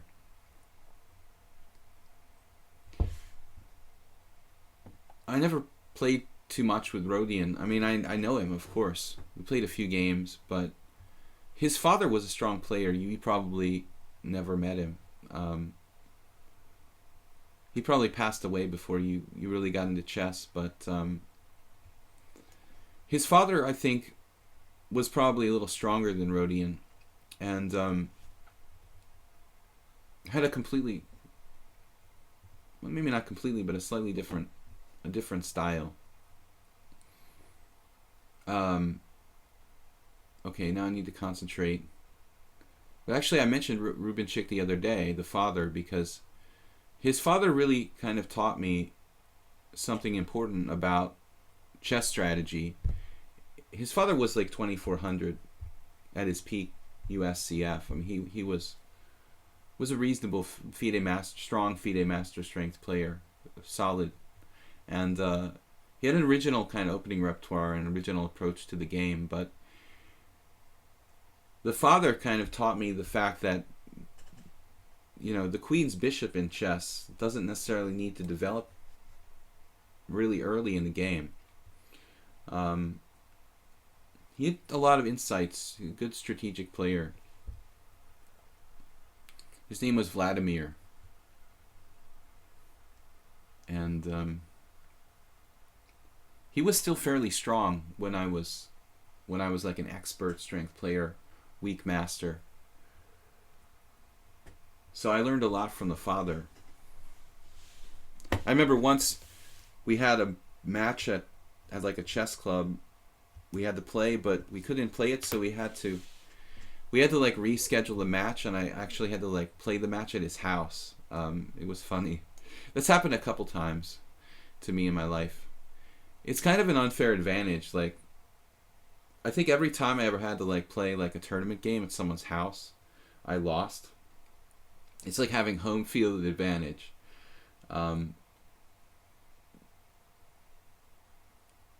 Bishop g5.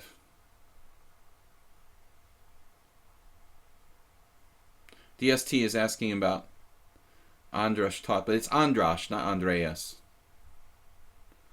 Andras. Tot Andras is, yeah, he's like a 2400 IM. I mean, he's pretty decent. But I didn't really keep track of him since he left Hungary. I don't think he plays that much. I think he's mostly like teaching chess. It's funny, the Andras Toth, like when he first appeared on lichess, I forgot who he was because he was missing from Hungary for so long. Oh, now we go for the white squares. Sveshnikov style. Or what? Wonder if I jump the gun here. Bishop c4. Castle's queen side. It's funny because I played Andras Toth like one of my first IM tournaments in Budapest ever in 1997. We were both around 2300.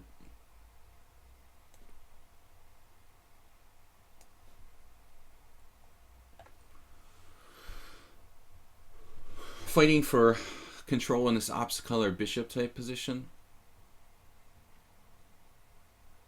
Knight d4. Maybe I'll just give you the pawn on c2 in some lines. But I guess I don't have to. I don't have to be in a rush to do so.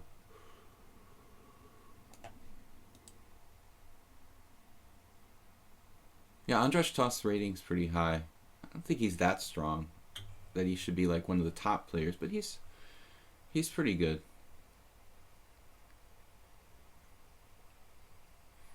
But I mean, you're talking about lichess ratings. It's like kind of dubious. Now they created a rating pool concept, which is a good idea.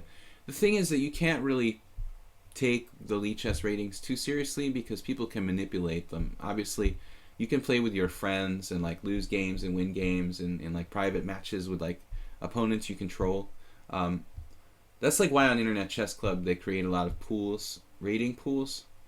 I mean, people would just like play with their friend, lose 100 games, you know, gain like 200 rating points. I'm not accusing any particular players of doing this, but the fact that you can do it, you know, it's kind of like, yeah, it's a little bit weird, the rating system. So I like the concept of having rating like rating pool like system. So you play like an assigned opponent. You don't control who you play. Controlling who you play allows for a lot of like funny business in the ratings. So you should really, it's kind of better if the opponents are random, is what I'm trying to say. Bishop d5 here. Rook c8. Maybe it's better to play bishop b3.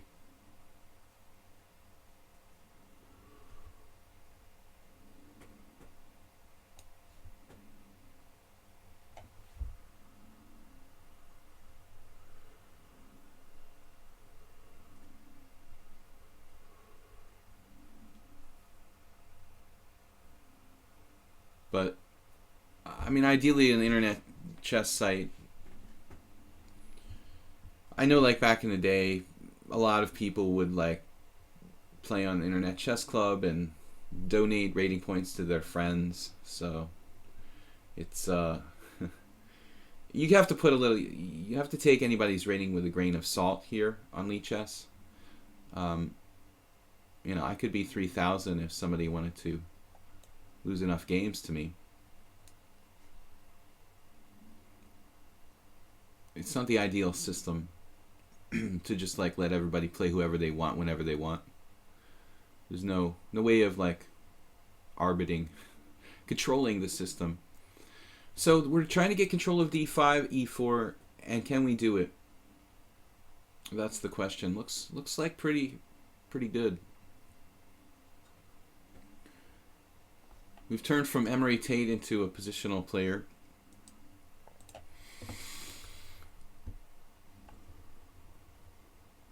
e4. I can play queen e4.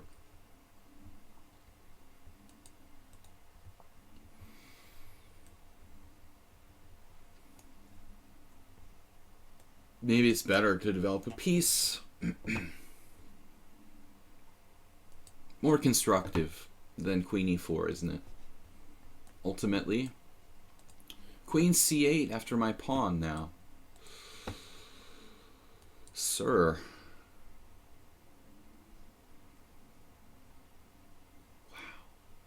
Wow. g4 looks radically weakening. So bishop d5.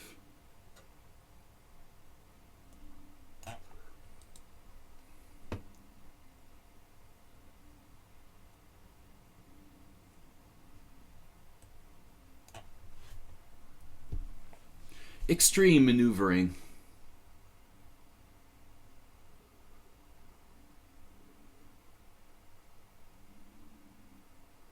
Trying to turn the corner with this bad knight on c3. Maybe he had something more ambitious there, like sacking the exchange.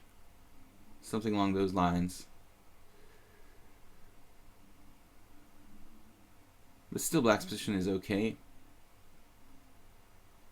Sveshnikov, Najdorf, a lot of these positions often end in these ops color bishop type of positions. Usually, white's got the better chances when the d5 square is weak like it is here.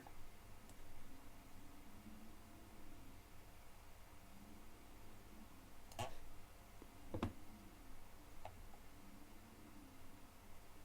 think he's losing the thread.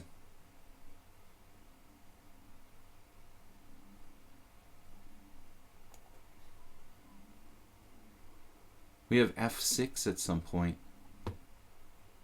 Then he can play g6, I guess. I think we should just play positionally.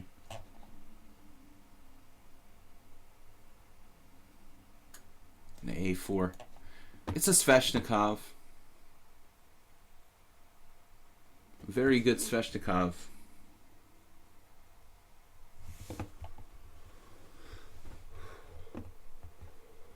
He's hanging on.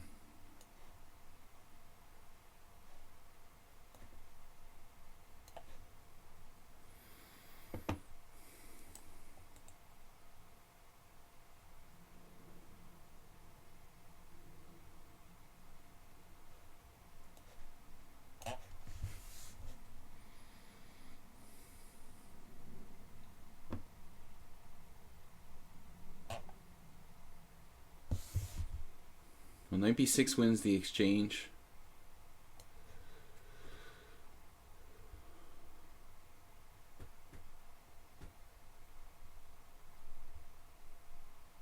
Actually, winning a piece here.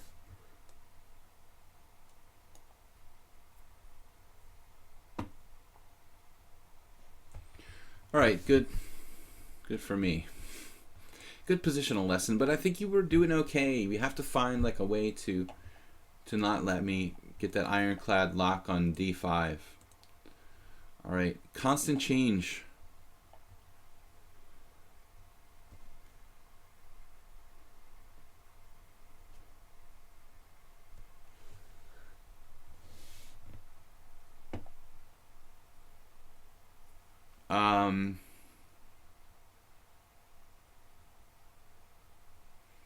Unusual openings. What are we thinking about? a3. It's a good transpositional move. Was it constant change?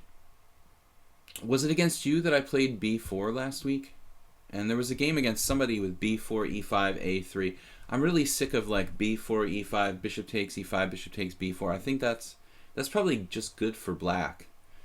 I mentioned this before on the stream, but the Polish opening, this main line with like b4, e5, bishop b2, bishop takes e5, bishop takes b4. Adorian did a lot of analysis in a book I have, and it's just like variation after variation is just good for black. And he's kind of biased for this, like black is okay, but I think that it's probably true. So,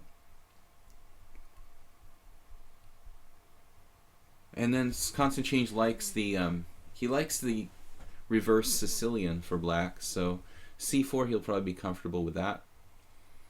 But that doesn't really leave me with too many options. I don't think this is the greatest Alekhine reversed with a3. I often thought about like good ways of playing the Alekhine, like maybe c3 would have been a better first move against constant change. We could play the Scandinavian with an extra move here.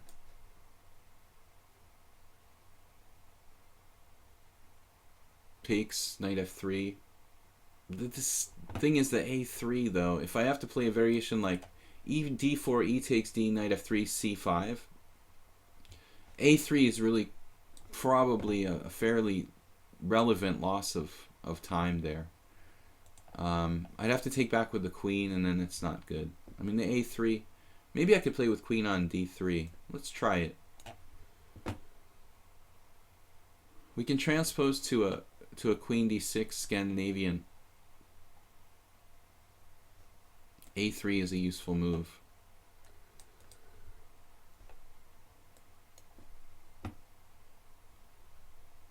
We're tempo up in the queen d6 Scando. Looks good to me. Reasonable try. Not a system I played very much. I did some videos on chesslecture.com years ago when it was first starting to get popular, but I never really played it too much.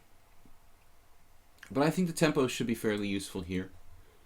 Still black is okay, but if you want to play something a little different, this is probably not a bad option.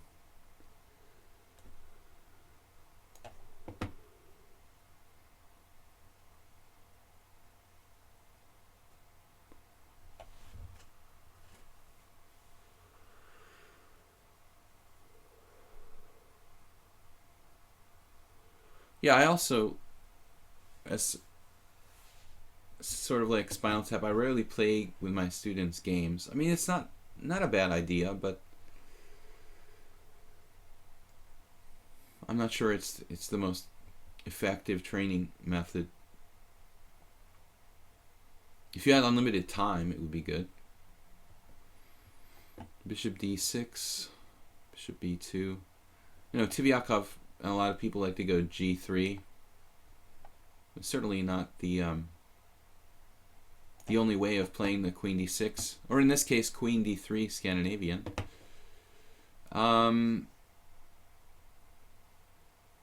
So here we are. We're enjoying our extra tempo, sort of.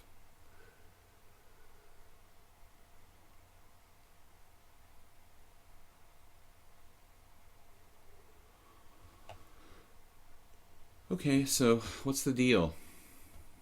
c4.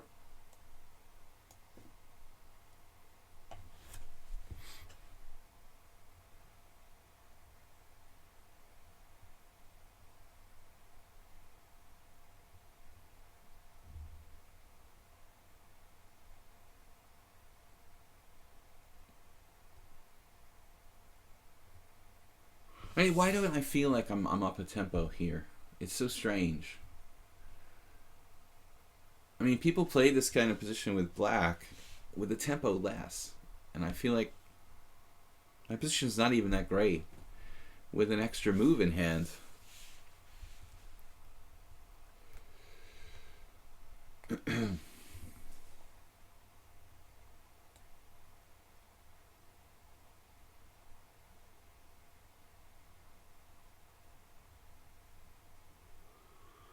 We have to calculate here a little bit. Knight takes c4. Knight takes b4.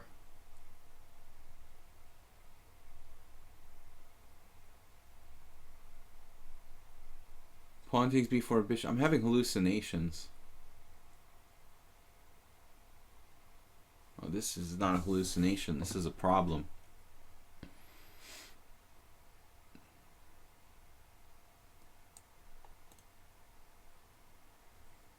Constant change is almost 2,200. I'm 19-1 against him.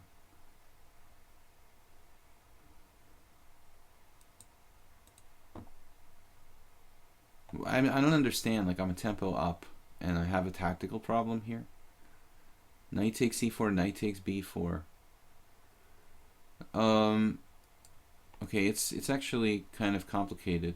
Take.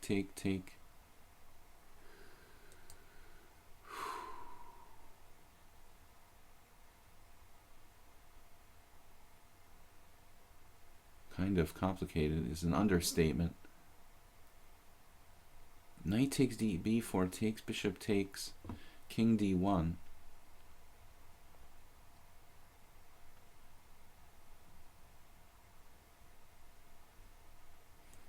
We can also take with the queen.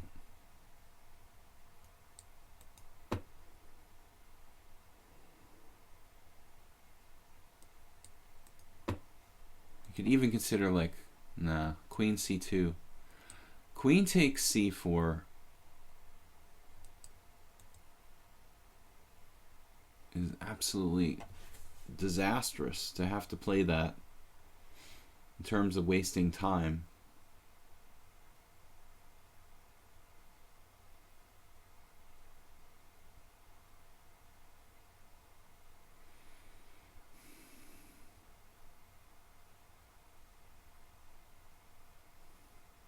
It's safe to say I should have played e3 before I played c4 here.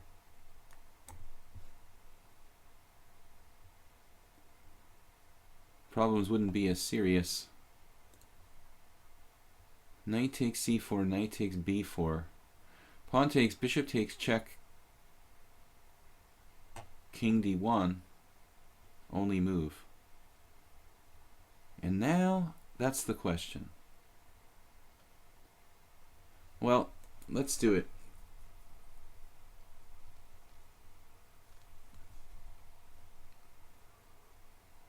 Bishop takes b4 check.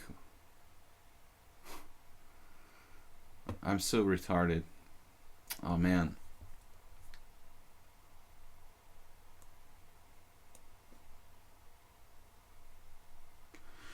Why can't I see bishop takes b4? Not knight take. I sat there for 3 minutes. I blundered this. I'm actually very relieved that he took on d3 with the queen, because, I mean, maybe black had something even better. I'm not sure. But I'm actually happy to be, like, only a pawn down here.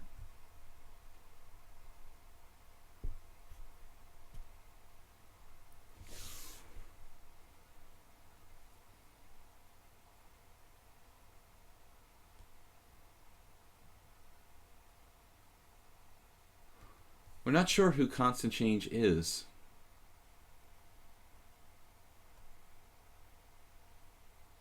Very secretive about its identity. His score is quite bad against me. This game, though, no mistakes.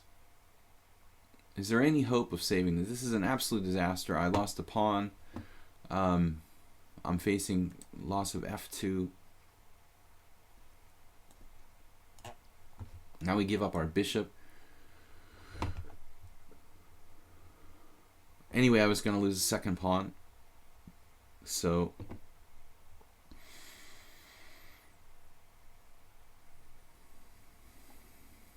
at least this way,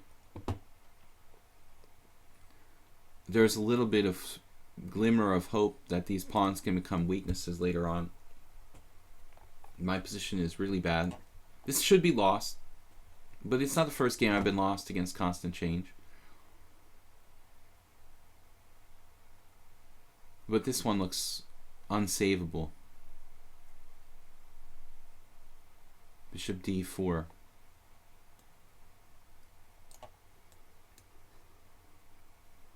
He's played too fast in previous games.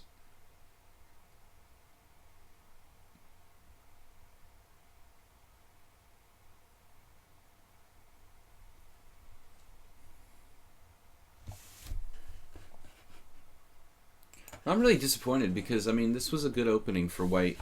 I don't understand how I let this happen. Knight h4.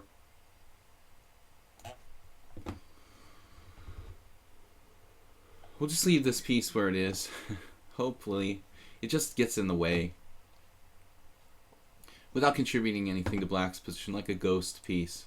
White tries to play on the white squares, and black's dark squared bishop is a spectator.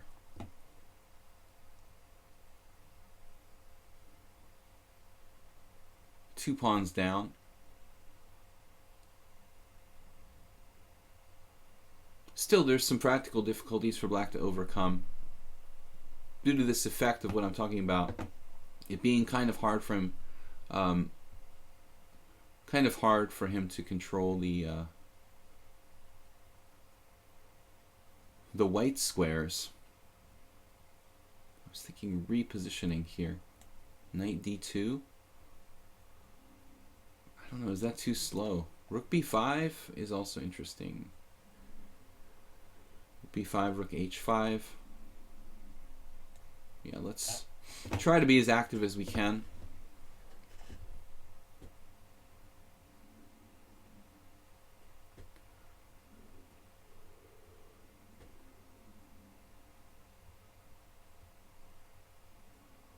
On 95.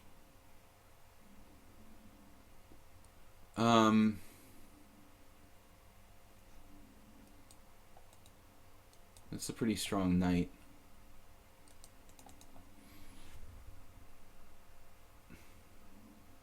But I have rook d5.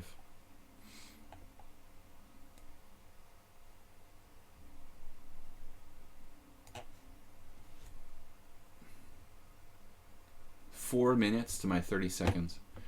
Whatever happened to this guy Shan Shah who used to play on my stream? That's not you, is it, Constant Change? You can't be, right? Your account's been around too long to be Shan Shah. Now knight takes, pawn takes is forced.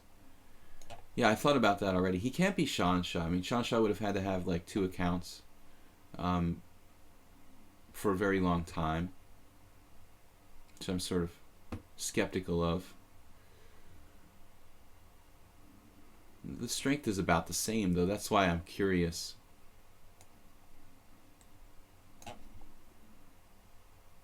The level is about the same. The speed of play is about the same as Shan Shah.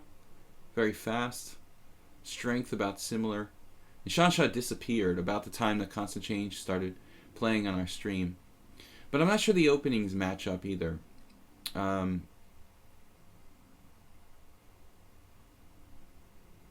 not sure the openings match up between Constant Change and Shan Shah. Well, today we're definitely not going to find out because it's Weird Wednesday.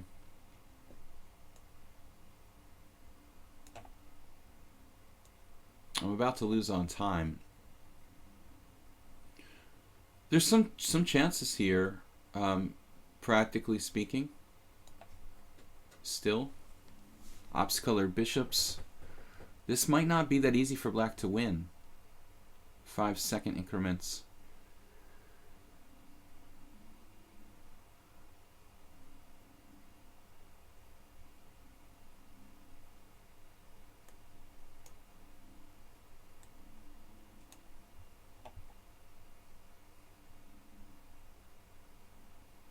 Wow. This may be a draw. I don't know. Actually,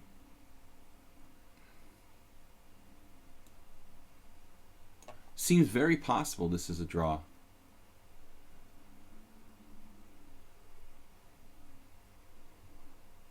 Black never should trade rooks to go into the pure bishop's endgame.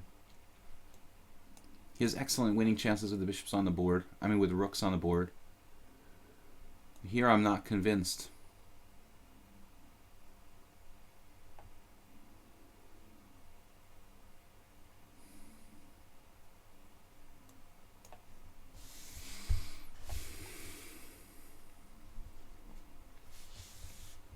I'm down 3 pawns.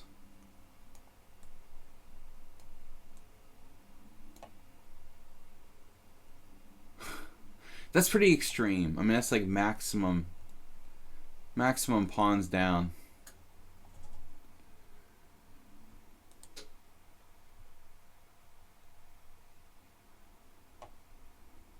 Maximum pawn downage. Draw an ops color bishop endgame.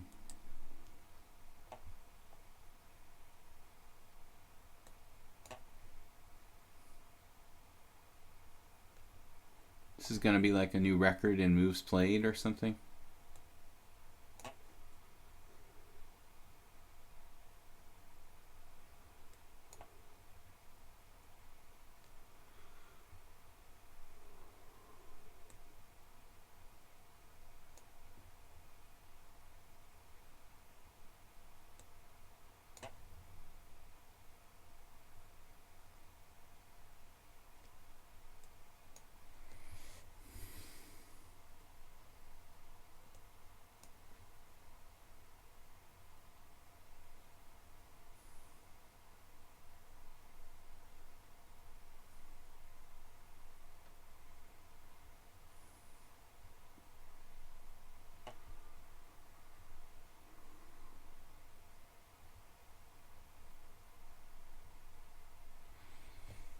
Sorry guys, he doesn't give me too much time to move. It's a little hard to believe I'm 19-1 against him.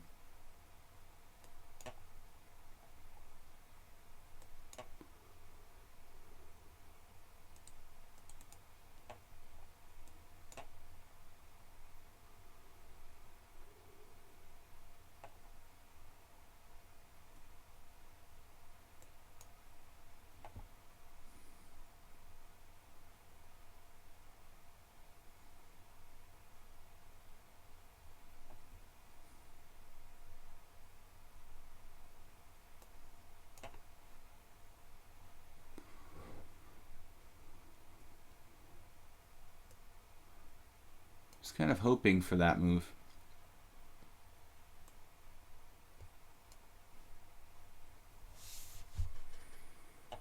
I really don't see how black wins now.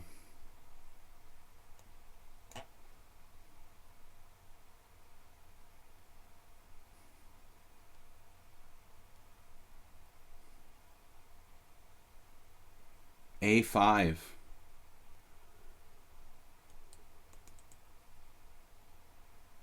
After that, I don't think black can win. Guys, we'll have time for, hopefully we'll have time, if this is not 200 moves, we'll have time for one more game after this. But I don't see how black's going to make progress here.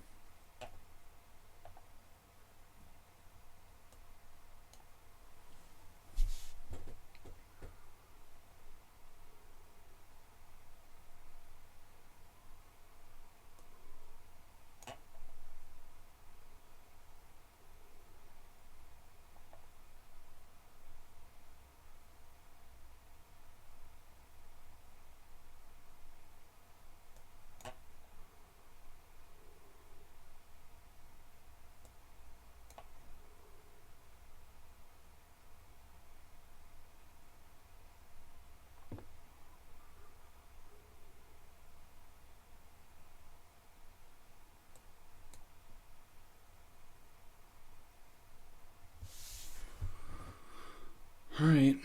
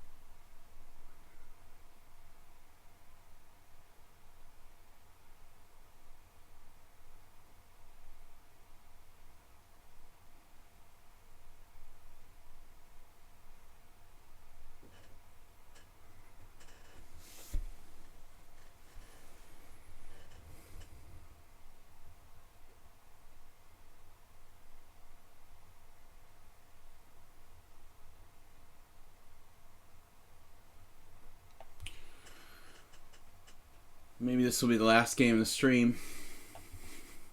At least 100 moves.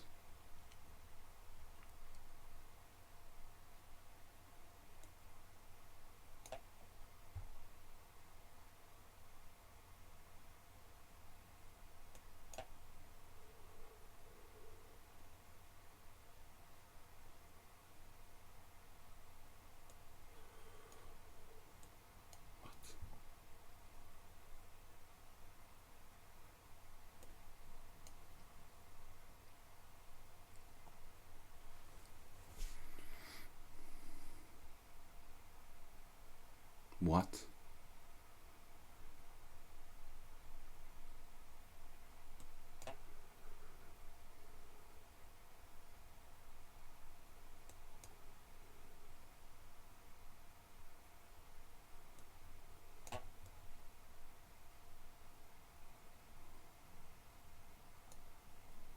Well, that's pretty impressive technique.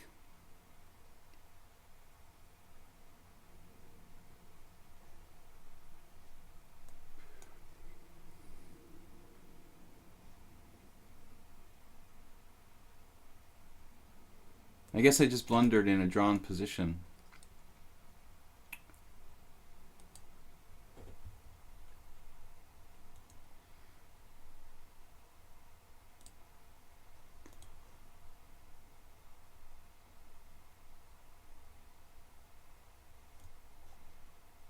No, that's lost now. So what's up here? This is really lost for me. This Paschall bishop. F3 checks. I have to find. Yeah, I'm lost. So this is a win.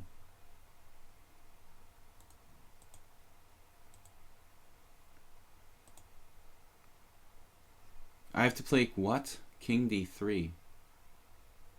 I have to play King d3 here.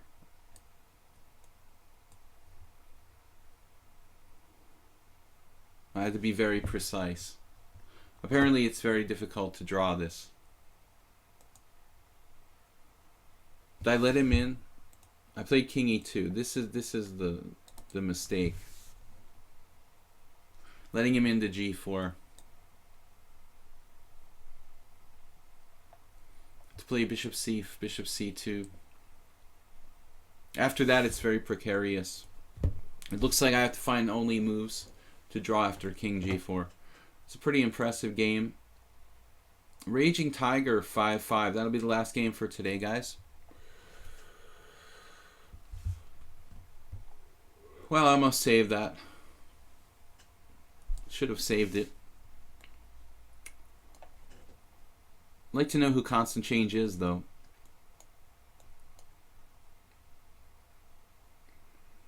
Especially when you guys are regulars here on the stream.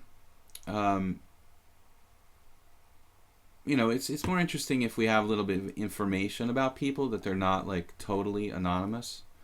Gives us a little bit more familiarity and kind of friendly feeling on the stream. I mean, many people prefer to keep their anonymity, but it's more fun if you let us know a little bit about yourselves. C6. I also have had like a lot of people multiple accounting and stuff, so yeah, C6 has been this Queen C2 mostly for me. Well, it was just a blunder. He misplayed it to let me get a drawn position. He usually has an incredible fast play. Constant Change, where he's like 5 minutes ahead on the clock every single game, even though his like blitz rating and bullet isn't that high. He's unbelievably fast. So he usually has a 3-minute time advantage against me, and then like loses a drawn or winning position with 5 seconds left for me and like 3 minutes for him.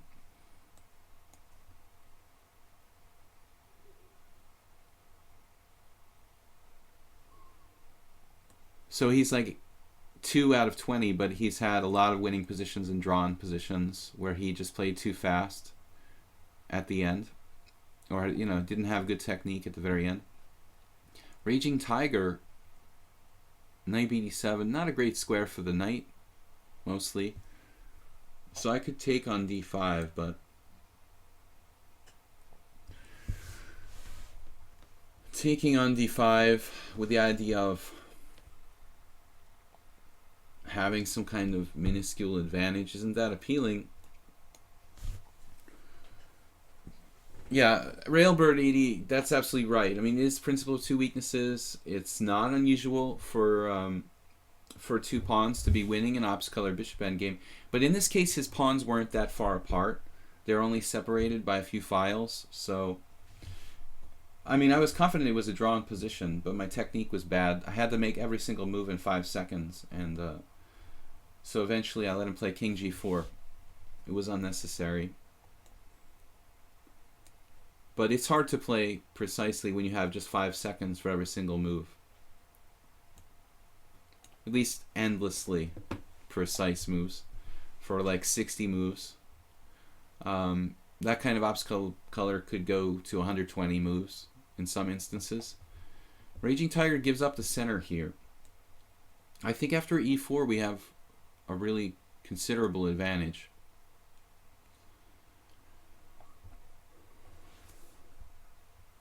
This is absolutely a classic principle. But normally the pawns have to be separated by more files. In this case, he's only up one pawn. I mean, any kind of opposite color bishop endgame up one pawn is usually not enough. I even have like a protected passed pawn. So neither of us played the game particularly well. The opening was a disaster where I blundered. And maybe a4 here or a3. a4, giving him less space. But his technique was bad. He was trying to run me over on the clock, which is what constant change always does, when he should be trying to find the best move instead of just trying to play fast. He's wasted a lot of points and half points by playing too fast in most cases. It almost happened again in this game. Now here we have interesting possibility. I got this on a few players, but the most notable one was Boros Danish once walked into bishop takes f7 check against me. This looks like a pretty good version of it, to be honest, but I don't know. Bishop takes f7, king takes f7, knight g5 check, king g8 only move, queen b3 check, e6 only move, knight takes e6,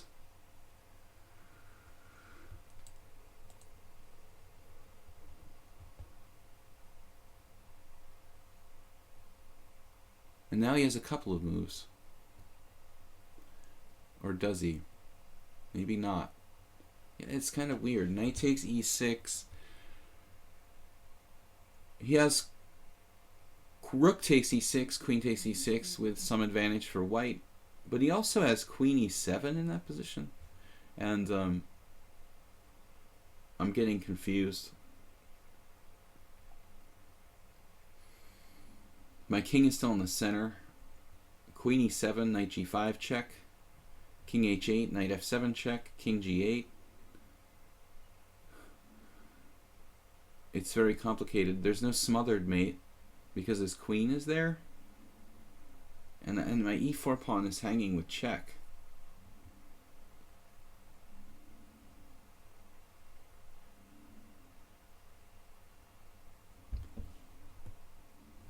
So maybe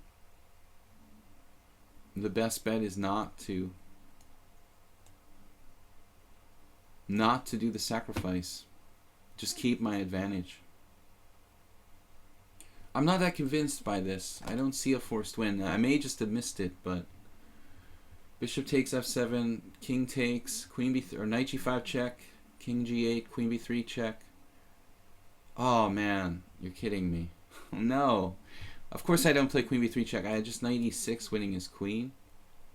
Oh. Okay guys, well, it's been a bad day for me here on Weird Wednesday. And we forgot to play an unusual opening this game. I was too flustered for my loss last game. I'm viciously playing like my normal stuff here against Raging Tiger. Well, alright, this is you have a reprieve because I forgot to play an unusual opening. I'm so upset about last game. I was thinking Spinal Tap was constant change, but I feel Spinal Tap, he'd have a better record, yeah. He'd have to be like smoking crack or something. I mean, to be 18-2. Spinal Tap's pretty strong. But I feel bad for Raging Tiger. I was supposed to play an unusual opening. I got so wrapped up in the last game that I forgot. Anyway, this is last game, guys. I missed bishop takes f7 check, king takes f7 check, knight g5, king g8, knight e6, just trapping the queen on d6. It's really on d8. It's really pathetic. It's kind of like last game against Constant Change when I spent 3 minutes and then blundered. Knight takes b4, and I mean bishop takes b4 instead of knight takes b4. But I had already made a mistake, and I talked about this yesterday. When you make a mistake, there is a kind of domino effect. So if you make a blunder or make a mistake, as I did against Constant Change where I played c4 too early, giving away my advantage, basically. Then you realize you've made a mistake.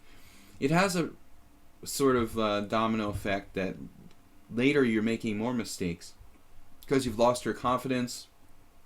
You just feel angry. You're on tilt. That kind of happens pretty frequently. Anyway, Raging Tiger, I apologize for not playing an unusual opening here today in the last game, but we are missing some pretty obvious stuff. So I was trying to checkmate him, but instead I should be just trapping his queen. The queen has no squares with the pawn on e7, knight e6. Just realized a little too late thinking about mate, but a lot of people say the object of the game is mate. I can checkmate the queen here, not the king. And now he's got access to b4. That was the advantage in playing a3 in a lot of positions.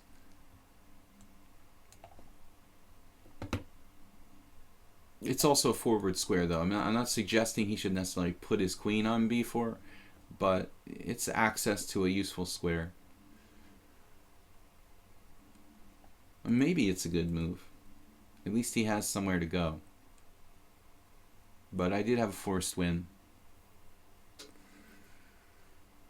You knew the Simon would make me miss a spot. Well, yeah, the 60 move game with constant change didn't help either. It could have been 100. Well, at least you won the Simon game. Yeah, Vlad, I know. That's what we're talking about. Bishop takes f7, knight g5, and king knight e6. I don't know why I missed it. It's really weird.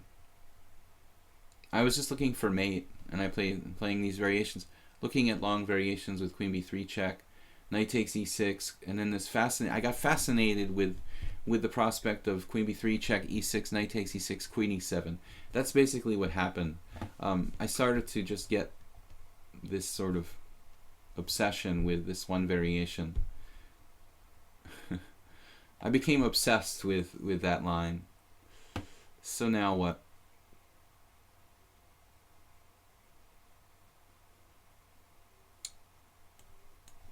Black has a much more playable position now.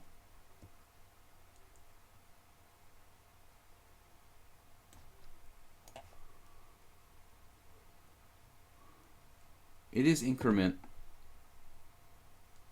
I don't want to play bishop h4 and allow him to play g5 and knight h5 and knight f4. It gives black some kind of counterplay.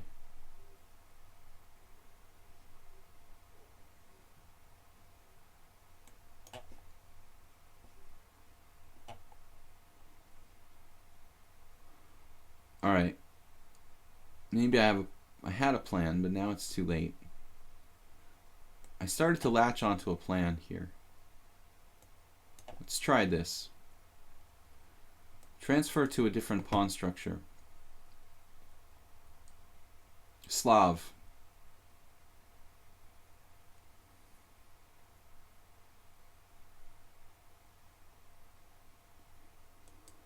Whoa. F6.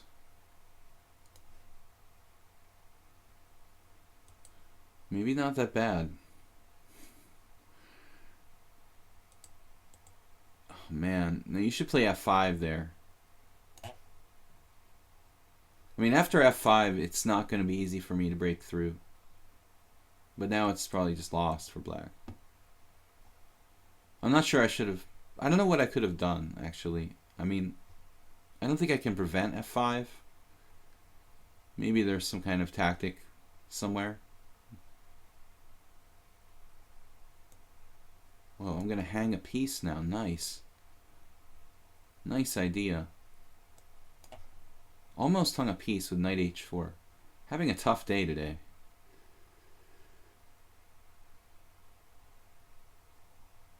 It's very awkward for black to protect, but he can probably find a way.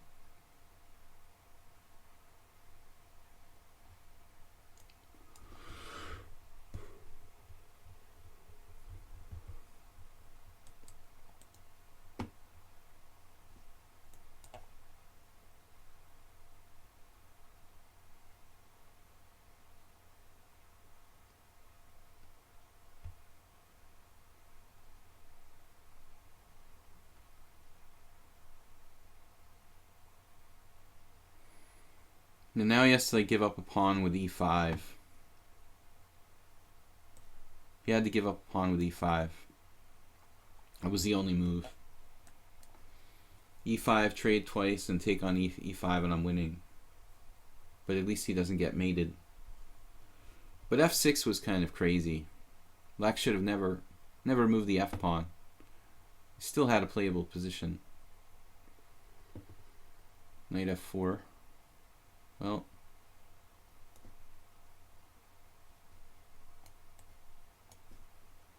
it's all good.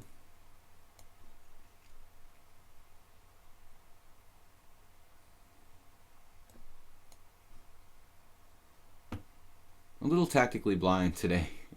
Okay, guys. Thank you for joining me. It was fun. I guess I got a little tired there at the end. But anyway, entertaining games. Weird Wednesday was funny. Last game, no weird opening. Sorry about that. We'll be back tomorrow, Thursday, at 10 a.m. with normal openings and our usual repertoire. Congratulations to Constant Change and anybody else who beat me today. We lost in the first game. We lost in the first game. Who was that against? On time, but it was an interesting Budapest gambit. We will see you guys tomorrow. Again, check out my YouTube videos, video chess training on YouTube. If you'd like to contact me for any reason regarding chess related stuff, send me an email, videochesstrainer@gmail.com. That includes if you're interested in lessons or any kind of suggestions for the stream. Otherwise, I'm going to be streaming tomorrow, Thursday, and then I'm going away to Prague for 10 days. So the stream will be down between the 9th and the 19th of December, and then back for the week before Christmas. We will be back tomorrow, guys. So again, thanks to everyone. I don't think Jeroen wasn't here today. I don't know, I'm a little worried about him. But anyway, thanks for hanging on and joining me and playing some weird openings with me today. It was pretty strange, but fun today. All right, I'm out of here. See you guys later. Bye-bye.